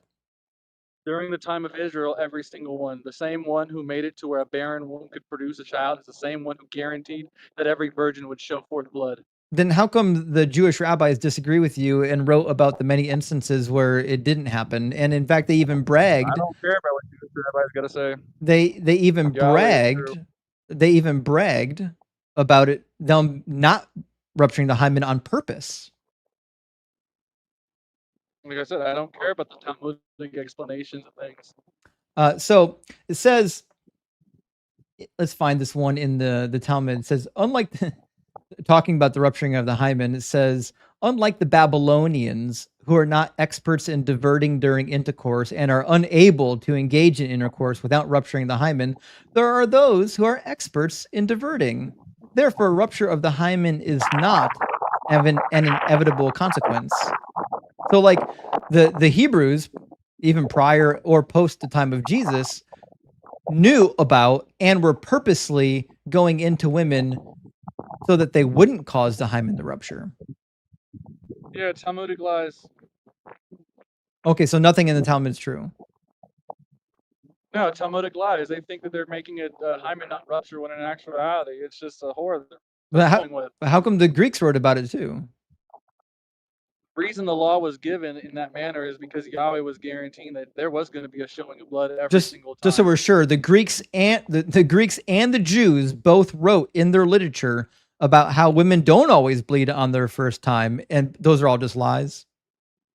No, I'm speaking directly about the Israelite women of that time. There was going to be a showing of blood. I'm not talking about every other woman. Right? Yeah. I'm asking for the evidence of that. Because the evidence from history disagrees. The law was given is the evidence. The law is not the evidence. It is. It's no, Yahweh saying that it's literally not. The law is evidence that whoever wrote this doesn't know how female body works. Whoever wrote this believed that women always bleed their first time, and they just simply don't. I understand that conclusion that you can draw from it, but if you're going to go with the perspective that the one who gave the law is the one who dictates what occurs with the body, then that's by him giving the law, he's dictating that he will make it to where every virgin's hymen ruptures. So then all the women in ancient Greece and in ancient Israel that said No, that they had sex and they didn't bleed, they were all lying. I'm not talking about ancient Greece at all. I'm strictly talking about those who made the covenant with Yahweh and fell into that law. If they were But under that law, the ancient Hebrews said that there were instances of women not bleeding as well. Where is this confangled new evidence of ancient Hebrew writings? As far as we know, we don't have any ancient Hebrew writings. All you have is Talmudic rabbi history. You don't have any ancient Hebrew writings accounting for what ancient Hebrews went through, besides the scriptures. The Talmud records events that predated Jesus. You know that, right? I understand this. It's rabbinic traditions that have been recorded since the Babylonian exile. Yeah, and just like the Bible, there are texts that record things that happened after they were written or before they were written. Yeah, right? So if you're just going to say everything in the Talmud is false, then I'm just going to say everything in the Bible is false. I'll throw it out just like you throw the Bible out. So all you've done is demonstrated that you don't actually care about what's true in history. You just believe that my one favorite book is true. Everything else is wrong. No, the Talmud is commentary about the book. You can't throw out one book and keep the other. It's not just about the book. It's about life. It's full of laws about life. It's full of stories about people that actually existed. Did the people in the Talmud actually exist? Did the people in the Talmud actually exist? Yeah, there are people, rabbis over history that existed, of course. Well, how do you know which parts are true and which ones aren't? Just because I have a compendium of commentary from various men. Which ones are true? Which people in the Talmud actually lived and which ones didn't? I would speculate about 98% of them did. I think there's only a few that are in contention as possibly just being kind of like what do you call it? Like mythological figures. By what means, when the Talmud brings this case law and says that there are women who didn't bleed on their wedding night, by what means are you using to determine that that's a false story? By the means of the law, which the Talmud is based off of, and under that law, it's so you're starting with the Bible must be true, therefore the Talmud must be false. No, I'm starting with the fact that the Talmud exists because the Bible exists. That's irrelevant. We're asking whether or not something is true to history. You're saying the Talmud, when it says something, can't be true because it disagrees with the Bible. Your starting point is the Bible must be true and the Talmud can't be true. No, I'm saying that there's men who wrote in the Talmud that recorded ignorant lies and proclaimed things that aren't true to try to substantiate claims that are recorded in rabbinic. And I'm not asking you about those. I'm asking you about the many cases where women are reported to not bleed on their first time doing the deed. By what means can you determine that those are false stories that are made up by people other than I don't believe it because it disagrees with my Bible? Oh no, I said I know that they're lying because Yahweh is true, and anybody that that's what I said. Yeah, your starting point is it must be false because the Bible can't be false. That's your starting point. That's not an argument. Their starting point for anything in the Talmud is you would have to demonstrate that the Bible's true to begin with. And that's what I tried to bring up with the tangible tabernacle, and that's where we got through with the which was a joke of an argument. It was a little joke of an argument. That's what because you keep interrupting and you're obfuscating what I'm saying and trying to pigeonhole certain statements. No, it was a joke of an argument. Finding a pattern of threes, going into a book and saying, "Look, I see a pattern of threes," is meaningless. No, the main proclamation of the claim is that in all the recorded sayings or accounts for any deity in man's recorded history, there is no deity besides Yahweh in the scriptures proclaiming that they created by a pattern. Yeah, well, try this again because you didn't actually address what I said. You went into a book and you said, "I see a pattern of threes, therefore God." No. Again, I'm saying that if you're going to do an investigation of deities on man's recorded histories, that's all I'm saying. From that premise of, is God imaginary? Does God exist? Is there evidence for God? Well, from that point, you would have to investigate. Do you think it's history that pertain to God? Do you think it's ever justified for women to be raped as a punishment for their husband's sins? I already know you're going to bring in David's son raping his concubines in front of the whole place of Israel. I know Yeah. every nitty gritty nasty thing you could try to attribute to it. I know Yahweh told him that his son was going to do it if he kept doing what he was doing. And he kept doing what he was doing, and his son did it. Well, that's not what it says. You want to actually read it with me? Yahweh tells David what would happen. He prophesies to David what would happen. No, Yahweh says And he's causing it. So we'll start from the beginning. You know that Absalom raped 10 of David's concubines, right? Again, Absalom was David's son, and David was told. Yeah, that we'll would try happen this to again. It's a yes or no question, doctor. Are you aware that Absalom raped 10 of David's wives? Absolutely. Okay, fantastic. We had a starting point. Now, who's causing it? Why does it happen? Because of David's disobedience. Okay, so it's a punishment for David, right? Yep. Yep. And who decided what the punishment would be? Yahweh told him exactly what would happen. Okay, so God had 10 of David's wives raped for his sin? Yeah, but its concubines taken. And you think that's a good thing?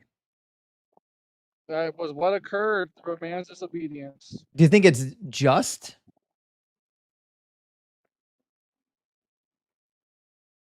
It was looked at as a David himself. His concubines were one with him. Try this again. Do you think it's just for women to pay for their husband's crimes?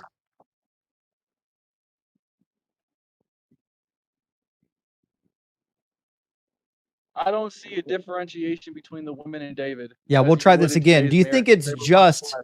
for women to pay for their husband's crimes? Yes. Okay, so are you married? Yes. So like if you robbed a liquor store, you'd be okay with you and your wife going to prison? If it was, yes. If it was just, again, this is what I mean by pigeonholing. I'm not trying to get pigeonholed in this kind of thing right here. Make sure you send this to this guy's wife. Make sure she knows that he's willing to make her take the fall for him. My wife's listening. Like, If you're safe, wife, you can speak up. Let us know you're not chained up in the basement somewhere. she's free. So just to be clear, you would be okay then. Like if you committed adultery, you'd be okay with your wife being raped? That's not it. I in today's age, this world, I understand that we cannot keep my eyes on Yahweh. We'll then try my this wife again. suffers too. If My you house committed suffers. adultery, you'd be okay with your wife being raped for it? Adultery is cheating on Yahweh. It has nothing to do Yeah, with we'll a try man this and a again. woman If in you regards committed to adultery, would you be adoption. okay with God having your wife raped as punishment? That is the judgment that I face if I commit adultery against Yahweh. We'll try this again. It's a okay. It's a yes. So you would be okay with your wife being raped. May he Put- destroy me, all what- my 5 children, and any relation of me on this earth if I go against him. Okay, so I want to make sure you say this in the presence of your wife, since now that we know she's there. Say it out loud. I'm okay with my wife being raped if I commit adultery. I am okay with everything that could possibly happen, anything I love. That's not what I happening if I said. turn my That's eyes not what on I said. Yahweh. Try it again. Say what I said. You want I'm me to correct okay. the rape? I'm saying everything that you I'm can think. okay with my wife being raped if I commit adultery. Again, I'm saying even Why can't more you than say rape, it? anything you could, Jonathan, you could say think. it. Say it. Say I'm okay with I'm my wife fine being with raped for my I'm sins. fine with anything I love being raped, tortured, murdered, killed, whatever you want to call it, any kind of deviation, any kind of vile thing you can have imagine happening to them. I'm fine with them being wiped away from existence if I turn my eyes from Yahweh. I Okay. know that punishment. Just checking. Thanks for actually giving us the Yeah. answer at the end. There's no All right. Well, listen, No fake pigeonhole doctor. We've had quite a good conversation, but I've got to hang it up. I've got somewhere to be at 10 o'clock. no problem. Hopefully.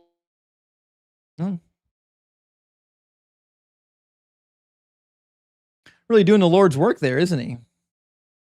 I assumed he was going to double down on that based on how the conversation had went so far. I wasn't sure how much he would double down on it, to be honest. That might have been the most doubling down on that I've ever heard in my life. I don't know if I've heard anyone double down worse than that. That might be that might be the worst I've heard so far. Wow. All right, friends. I've got to read some super chats, and I got to be out of here by 10 o'clock. We're going to go raid Sarah's debate. Sarah's debating at 10 o'clock. We're going to go raid her at 10 o'clock, and then I'm going to be debating with Sarah on her TikTok channel. So if you're not following Leaving Faith on TikTok, we're going to be continuing the debate over at her place at 10 o'clock. Billy says, much love, Justin. Hope you had a good holiday. Hey, appreciate that, Billy. And I had a great holiday. I hope you're having a good summer. TTV says, must be nice to go full time and take 2 weeks off. Welcome back. Hey, I do appreciate that. Actually, so when I was working as an engineer, I got a full month of vacation. I got a full 4 weeks. Actually, by the time I quit, give me a second. By the time I quit, I think I had a full 5 weeks of paid vacation. I don't get paid vacation anymore. I just have to take it off and make it up later. Like I take the days off and then I work down the road or before it, right? It's not a big deal. Ehud says, welcome back, brother. Hope you enjoyed the vacation. I really did. And I had maybe twice as much fun. I thought originally I was going to take a week off. Then I got 2 weeks. Phil says, rock hard for Doug. SoCal. Yes. Rock hard for Doug over in Southern California. Nathan says, welcome back, Justin. Let's cook. Praise Doug. Listen, we had some pretzels tonight, didn't we? And Tired of Liars says, DZ Justin, flame in the coals of reason, cooking religious fantasies. Yeah, we did. We did a little bit of cooking tonight. I think we had a lot of fun. I would have, if I didn't already have debate plans, we could go longer. Judas says, my roommate, Declan, was going through barbecue withdrawal. Hope you enjoyed vacation and your fire is ready to burn hot. Well, it is, Judas. I appreciate that. And I haven't heard Declan as a name before. I did know a Brooklyn growing up, but not a Declan. Stephen says, what are the funniest lines in the Bible or none? I love in Jeremiah, was it chapter 6 or chapter 8? And it's hard to tell if the prophet is saying it or God, but it sounds like God is saying it. He says, I am full of wrath. I am weary of holding it in. I'm fucking ready to burst at the seams at these goddamn kids. He's so angry. Jay Corling says, do you know when camping and roughing it outdoors, stones make great surfaces for cooking? Hail Doug for being stone that cooks Theus. Actually, I did know that. You can cook over stone. In fact, the ancients cooked most of their flatbread over stone. But yes, you can heat up some stones and cook on it. Like if you didn't bring pots and pan, use the stones. Find a good stone, stick it in the coals, let it heat up. You can do some cooking on it. Just make sure it's clean.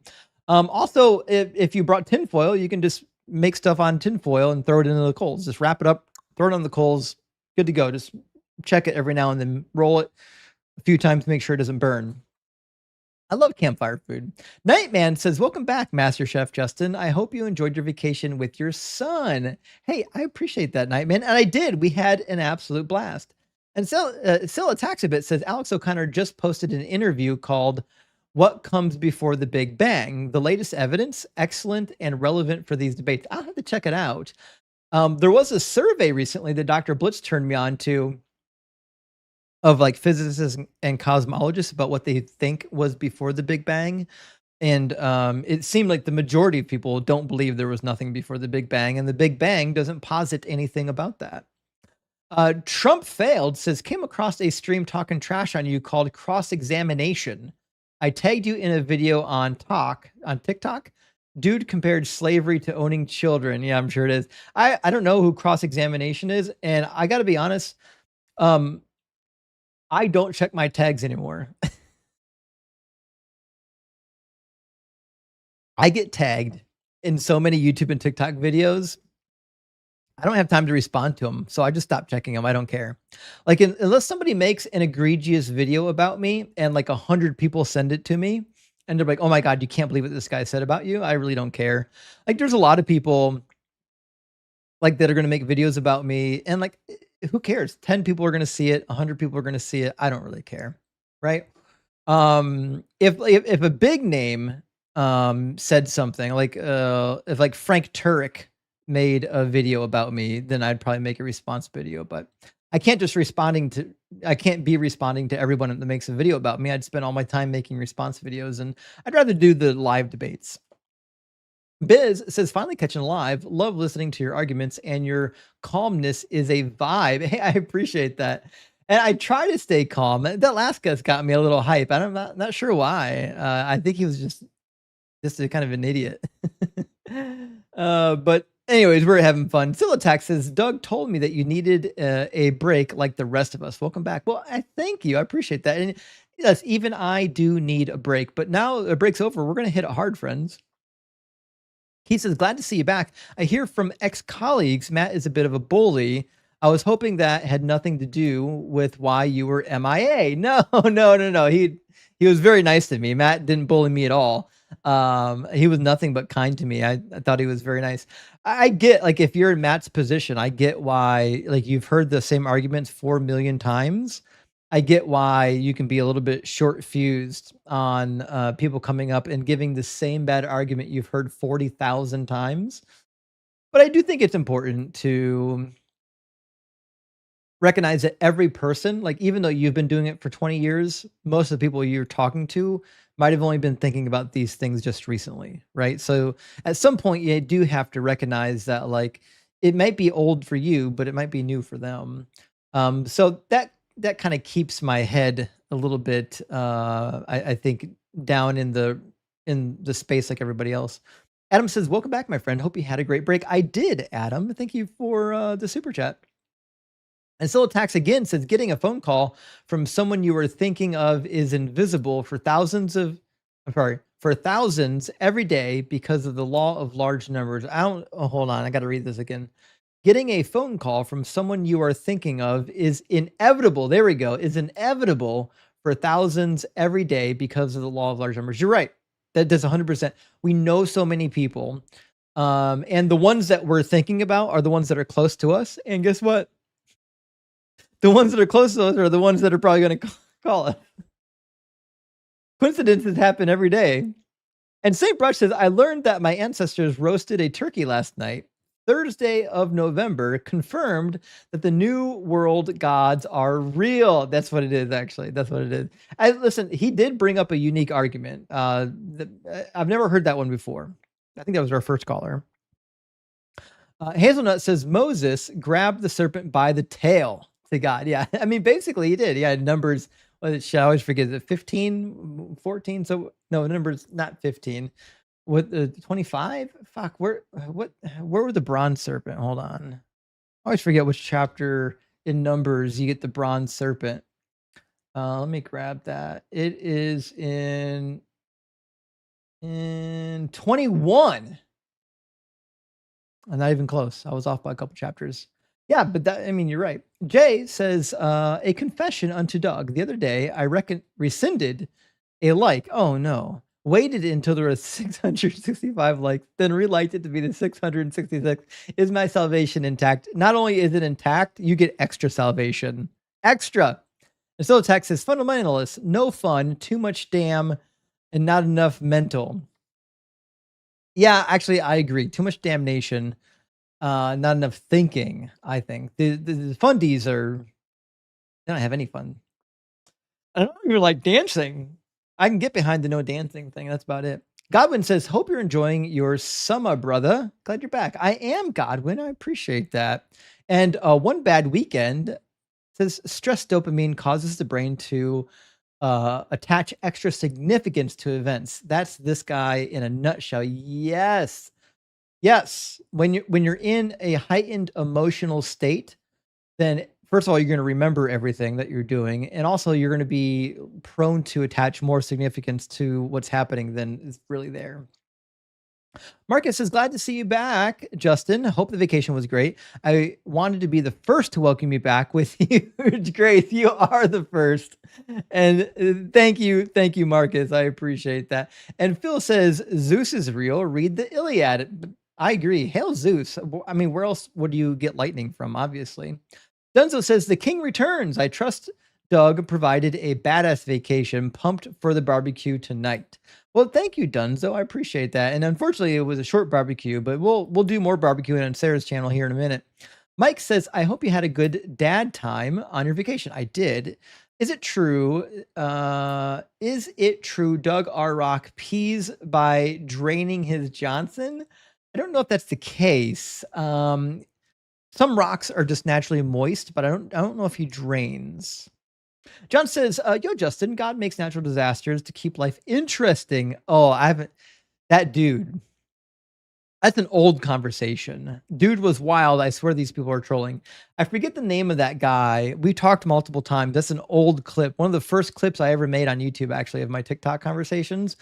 Guy literally justified God doing natural disasters because God needed to keep things interesting. Didn't want to get bored. Tudor, thank you for the $10 super chat. It says, have you ever pointed out that Genesis 1 also says there was never nothing, that creation was just shaping what already existed? The book refutes them. So I don't bring that out much because it's a grammatical argument that Christians aren't prepared for. Unless you know Hebrew grammar, it's kind of a useless argument. Like, you can go through them and explain that, yes, a Bereshit does not have a definite article. It doesn't say in the beginning. It should be when. When what? When God began, right? When he began. Who? God. When God began to create. That's the best way to translate that sentence. The problem is that originally the Bible was not written with vowel pointers. So in the original Paleo Hebrew, it very well could have been a definite article that you can't see, because the definite article would only display itself in the form of a vowel pointer, basically how you pronounce the vowels, right? So you could have pronounced it in Paleo Hebrew Bereshit. So I just don't know if it's a great argument, because the Bible wasn't originally written with vowel pointers. It just happens to have them in the form that we have today. Gemma J says, it's funny when Christians who don't understand time say they know the secrets of the universe. Also, when someone with glasses argues for a design, so dumb. Oh, I totally forgot. I always forget about the glasses argument, but the glasses argument is a fantastic argument against design. Spencer says, so glad you're back. Hope you had fun. Well, thank you, Spencer. I did have fun. I'm having fun being back as well. And Libra, thank you for the super chat, says, here's the only version of science that fits with what he's describing with God did it. Creation science, pseudoscience. Nailed it. Yes. They don't have science. Like the God created everything never relies on science. It always relies on gaps. Where can I find a gap in the science? And then can I put God in this gap? Clark says, how can someone dodge this many questions? We see it every day. They do mostly just dodging. I'm a truth seeker. As soon as I'm trapped, we can switch to another topic. Teach me this power. That's basically it. Actually, that's why I got upset at the last guest. The motherfucker wouldn't answer a question, honestly. I had to ask him 500 times. It's crazy that people spend so much time dodging easy questions. Solar says, what Christians don't understand, time as we know it started with the Big Bang. So what happened before the Big Bang makes no sense. Well, that depends, I think, Solar, on your conception of what you think time is. And I've done a lot of digging on time, whether or not time is just a property of the physical universe, or whether or not time is like a fundamental reality of the universe. And I can't get an honest answer from the science world. They seem to be in a little bit disagreements. Like, of the physical universe, time seems to be an emergent property. However, when you start talking about the quantum, non-physical existence, they still agree that time exists. So how can it be a property of it? Just, there's so many questions. I'm still trying to figure out what the fuck is time, right? Is it a fundamental reality of the universe, or is it a property of the things that exist in the material world, or is it just a web of space-time? There's some questions. I need somebody like Dr. Blitz to give me some more guidance on this. Yoda says, when are you going to debate that G-Man clown? I don't know, actually. I responded to his debate request on Modern Day Debates, and maybe he responded and I didn't see it yet, but I think we were haggling on the slavery topic. Solar says Christians be like the kid on the playground that never wanted to lose. Energy can't be created or destroyed. God is magic, so he can do anything, though. Yeah, isn't that crazy? It's like they just special plead the God into existence, into whatever gap they can find. JM, thank you for the $2 super thanks. And Handsome Cat, I agree, Handsome Cat. So glad you're back, Justin. I hear this argument that the servant in Isaiah is sinless, so must be Jesus. Thoughts? Hope you grow in popularity. Hey, I thank you for that, Handsome Cat. I've got a lot of debate content on Isaiah 53. I would definitely advise checking it out. The servant in Isaiah 53 is typically classified as the remnant of Israel, the righteous remnant, not the wicked. Although you could make an argument that it's all of Israel because their sins have been forgiven. So also, I don't think it reads the way that you think it does. That there's an individual servant and that servant is completely sinless. That verbiage doesn't really exist in Isaiah 53. You have to read that into what's happening. What it says is that he was carried away in a form of misjustice. It doesn't say that he was without sin. Also, Jesus wasn't sinless. So there's that. Argument from Motion says Witty celebrates child essay. Got it. Yes, we got a lot of bullets bit tonight. Child essay, wife raping, baby killing. It's been a hell of a night.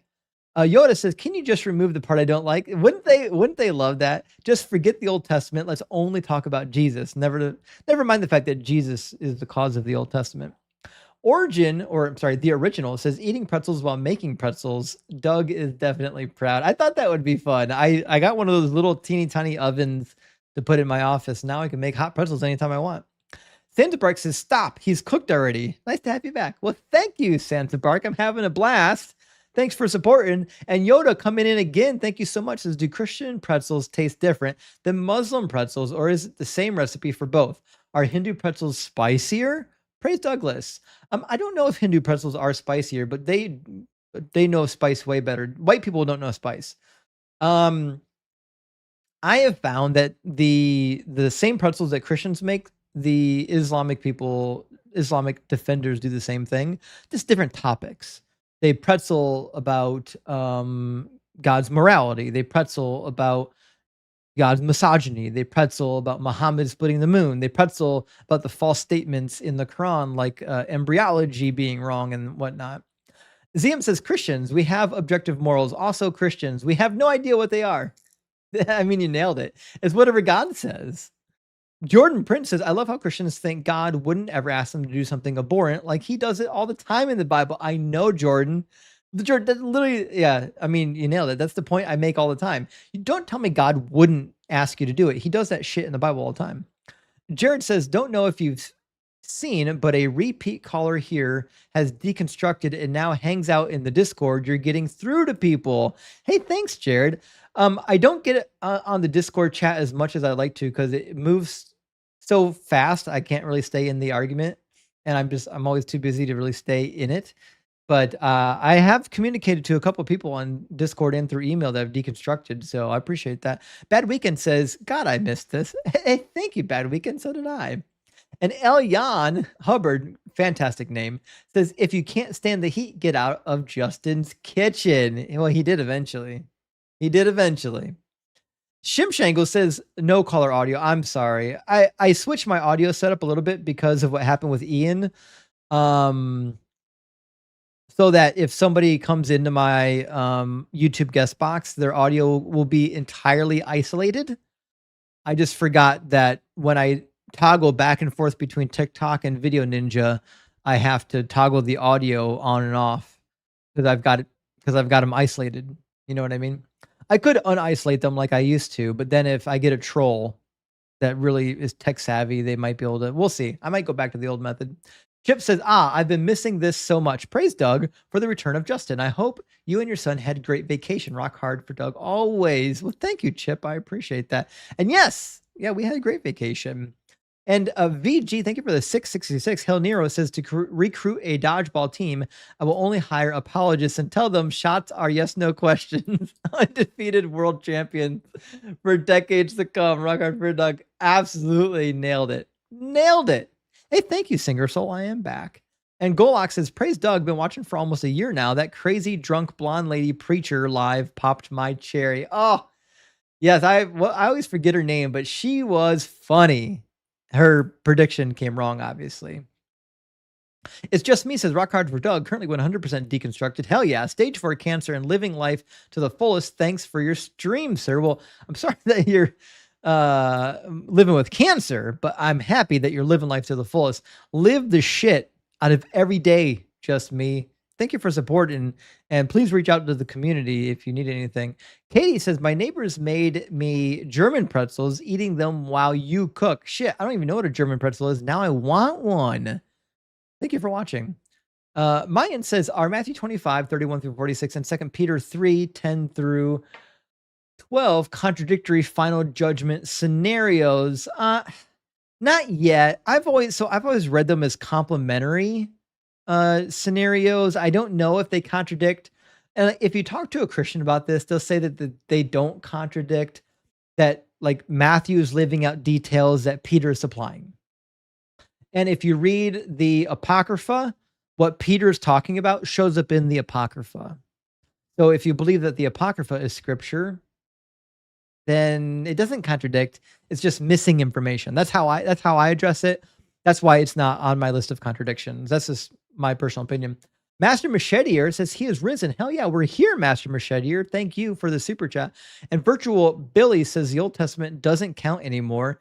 Say the same Christians who just love invoking the 10 Commandments. I know. I'll never get over the fact that they'll say that's in the Old Testament, doesn't count, and then they want to cling helplessly to the 10 Commandments. You can't do it. Insert name here says, been missing you, Justin. Glad you're back, man. Well, shit. I'm back and we're ready to cook. Thank you for the super chat. Cameron, my friend, good to see you. Says, welcome back, sir. I'm glad you were able to spend some quality time with your son. Thank you so much for all you do. Well, thank you for supporting, Cameron. I appreciate that. And our friend Adele is here. Adele, thank you so much for being here, friend. Thank you for the $10 super chat. Says, been here all night. Well, thank you. I've had you cooking in my earbuds while I do yard work. Would that be the work of Doug? I think it is the work of Doug. I did it. I did move a lot of rocks. Good to see you, friend. Well, Adele, thank you so much for being here, listening and supporting. And yes, you're doing Doug's work. Absolutely. And Laura says, thank you for all the lessons that helped me debate Christians today. I made them sweat and everybody enjoyed the TikTok live thanks to you. Well, thank you, Laura. I appreciate you letting me know. And keep cooking. If you don't have the cheat sheet, definitely get the cheat sheet. Rock hard for Doug, my friend. Great to see you. And thank you for gifting out 5 Deconstruction Zone gifted memberships. And remember, the members get access to the cheat sheet. And John Klein says, is Jesus still coming? How many socks does this dude have? Well, he only came once. He only needs 1 sock. We're still waiting for the next one.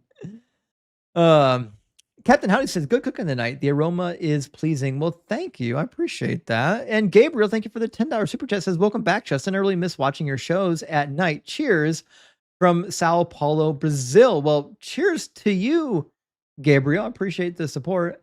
And Marty says, hi, Justin. I enjoy the channel. Do you have any beef with paganism? Not really. They're pretty peaceful. S, good to see you, friend. Thank you for the super chat. So, Justin, I noticed you never use, was Jesus crucified before or after the Passover? Are there flaws in the argument? Keep cooking. There's not. In fact, I have on my cheat sheet, I've got multiple timelines demonstrating the contradiction between when he was actually crucified, according to John and the synoptics, and how it is a contradiction. The reason why I don't use it in a debate is because it takes too much explaining for Christians, and Christians haven't read the book. So it's a tedious thing to have to walk through with the average Christian. They're not prepared for it. Chip says, dropped our youngest to college for freshman year yesterday, and it was weird not having any kids at home this morning. Love your kids. I agree, Chip. And thank you for sharing with us, and thank you for the $10 super chat. And I'm sorry that you're empty nesting right now. It's tough. It really is tough, but you can get through it. Doug will make you rock hard. JMR, thank you for the $10 super chat. Says, if I hear Spirit one more time, I know he can't stop. Aaron, thank you for the $10 super chat, friend. Says, Justin, come on. Don't you know the words only mean what I want them to mean? I know. Guys, words have no meaning in this religion. That's what you need to know. Good to see you, Aaron. And Master Machete, you're coming in again. Thank you for the super chat. Says Institute of Metaphysical Research is one of those hardcore cults that thought the world would end in 1996. Obviously, it was a miscalculation. There are still working the math out, I guess. I know. It's like people who go to these supposed schools, I'm never not shocked by the crazy stuff that'll come out of their mouth. But I'll give him, to his credit, he did recognize a lot of the Bible verses that I brought up. He just had really bad arguments against them. But to his credit, he at least had arguments prepared for them, which is more than most Christians. Nobody on Fire says, all right, Justin, time for a shirt with wheat being slashed and oozing blood. I know. The other thing about his arguments was that he kept having to change the argument to make it work. Like when one argument failed, he moved to another argument, which lets you know that they're not strong arguments. Bro with the Fro, great name, says wheat vampires are also a thing, Justin. I apologize. I didn't know about the wheat vampires. Now I know that you need not just garlic around your neck, but wheat. Vinny, thank you for the super chat, buddy. Good to see you. Says, welcome back, but I never want to hear the word again from a doctor or anyone. Praise the... What shocks me, Vinny, about the supposed doctor is not that he got a fake doctorate, is that he uses doctor in his title, knowing he got a fake doctorate from a non-school. It's crazy to me. Most Steph, I believe you. You are Steph. Says, thanks for all the cooking, chef. Well, hey, thank you for supporting. And Vinny coming in again says, again, to be clear, I don't want to hear the word again. Thanks for nothing, doctor. I know. He was frustrating, Vinny. And Texas, my friend, great to see you. Says, welcome back, Justin. The theists didn't get any saner while you're away. I would have not imagined they would. I don't think they ever will either. Hey, good to see you, Texas. And Design, thank you for being here. Good to see you again. It says, second biggest crime in Deuteronomy is God's failure to endorse foreplay. Oh, I agree. He really left out some important shit. And that's one of them. And SKK, thank you for the 100 W's or 10,000 W's. I don't know what that means. Says that doctor is not a real man. Doubling down, knowing it's wrong is a sign of lack of integrity, dignity, and honor, qualities define an adult. I agree. That dude is not an adult by any means. John Warnock, thank you for the $20 super chat. Says a philosopher is a blind man in the dark room looking for a black cat that isn't there. A theologian is the man who finds it. Oh, I love that quote. I've heard it a few times and I love it every time. It's a perfect illustration of the state of affairs. Carlos, thank you so much for the 200 MX. Big W, my friend. Says thanks for the cook, Justin. Got to go rest. Well, Carlos, get some rest. Get healed up. We're thinking about you. Let us know how you fare. All right, let us know. Meg, my friend, thank you for the $10 super chat. Says, if God told Noah what to bring on the ark and eating unclean animals was forbidden and the snake was evil, why bring them at all? Wouldn't God just say no? No bad animals. Actually, that's a fair point. Why bring any of the unclean animals at all? Why not have only clean animals? It seems like you could fix a lot of problems just by having only clean animals around. Elteen, thank you for gifting out 10 Deconstruction Zone memberships. Big W, my friend. And Brent, great to see you, says down payment towards a totally not fake PhD in Dugology. Hope you had an enjoyable vacay. Well, thank you, Brent, for the support, and thank you for the well wishes. And yes, you now have a PhD in Dugology. You are now Dr. Brent J. Good to see you, Doctor. And B. Pellegro says, how many resting periods do you think the doctor calculated himself? Math can be so hard sometimes. I don't think he's doing a lot of calculations, actually. And Jesus, tap dance and fucking Christ says, thank you for your donation. I definitely thank you. Definitely thank you. And thank you. And Minuteman, thank you for the $10 super chat. Says, hey, Krishna's birthday is today. I didn't know that. Best part is the 108 item buffet at midnight. 108 item. Shit, I'm going to convert one day a year to this religion. The rest is bullshit. Praise Doug and fuck the patriarchy. Hell yeah, fuck the patriarchy. And we need to have a talk about Krishna buffets. I need more information. Hippier says, recently found your channel. We've never been religious. We couldn't figure out who ISO Jesus was. Thought maybe he was a spin-off character. ISO Jesus is one of the best play on words about how they read Jesus into the book. It's a Greek word, eisegesis, for reading something into the text. Thank you for the support. And last one from Lieber the Skeptic says, I have glasses and epilepsy. Awesome argument against design. Nobody has been able to give adequate explanations ever, and they never will, because there isn't adequate explanations. It doesn't happen. All right, friends, thank you so much for being here. Thank you so much for all the kindness and support, and all the super chats and regular chats and everything in between. We're going to go raid. Is Sarah live yet on TikTok? Let me see if she's live, because we're going to go raid in just a minute. Sarah. Oh, so I think Crystal got an announcement. Let me bring Crystal in here. Hey, Justin. Crystal, welcome in. Hey, do you see Creed in the box? Is Creed waiting to get up? No. Man, okay, I've been trying to get a hold of you. Creed, I hate to do this for you, but they told me you'd be in the box, and I worked really hard to do this for you. But Creed, if you can hear this, request up real quick. If not, I'm going to tell him. But Creed has deconstructed. He is a part of the Discord. He's the one. And he wanted to come up and tell you and thank you, but he is a part of the Deconstruction Junction. And if you are listening right now and you want to be a part of the Deconstruction Junction Discord, the link is in my bio.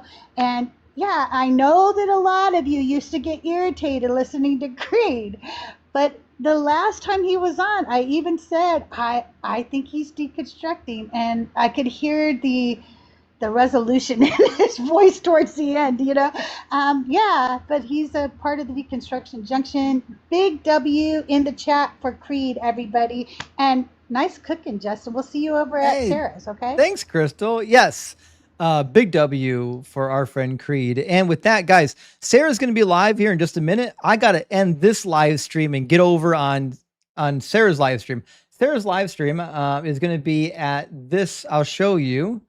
If you're on TikTok, you should already know. It's at Leaving Faith. I'm going to put it on the screen for those who might not know. Just so we're all on the same page here, we're going to be doing more debates on Sarah's channel here in just a minute or two. So go over to this channel, Leaving Faith. It's at Leaving Faith. She's going to be starting up her live stream in just a moment. We're going to be doing some more debates. I love you all, and we'll see you tomorrow. Tomorrow, we've got more fun live streaming.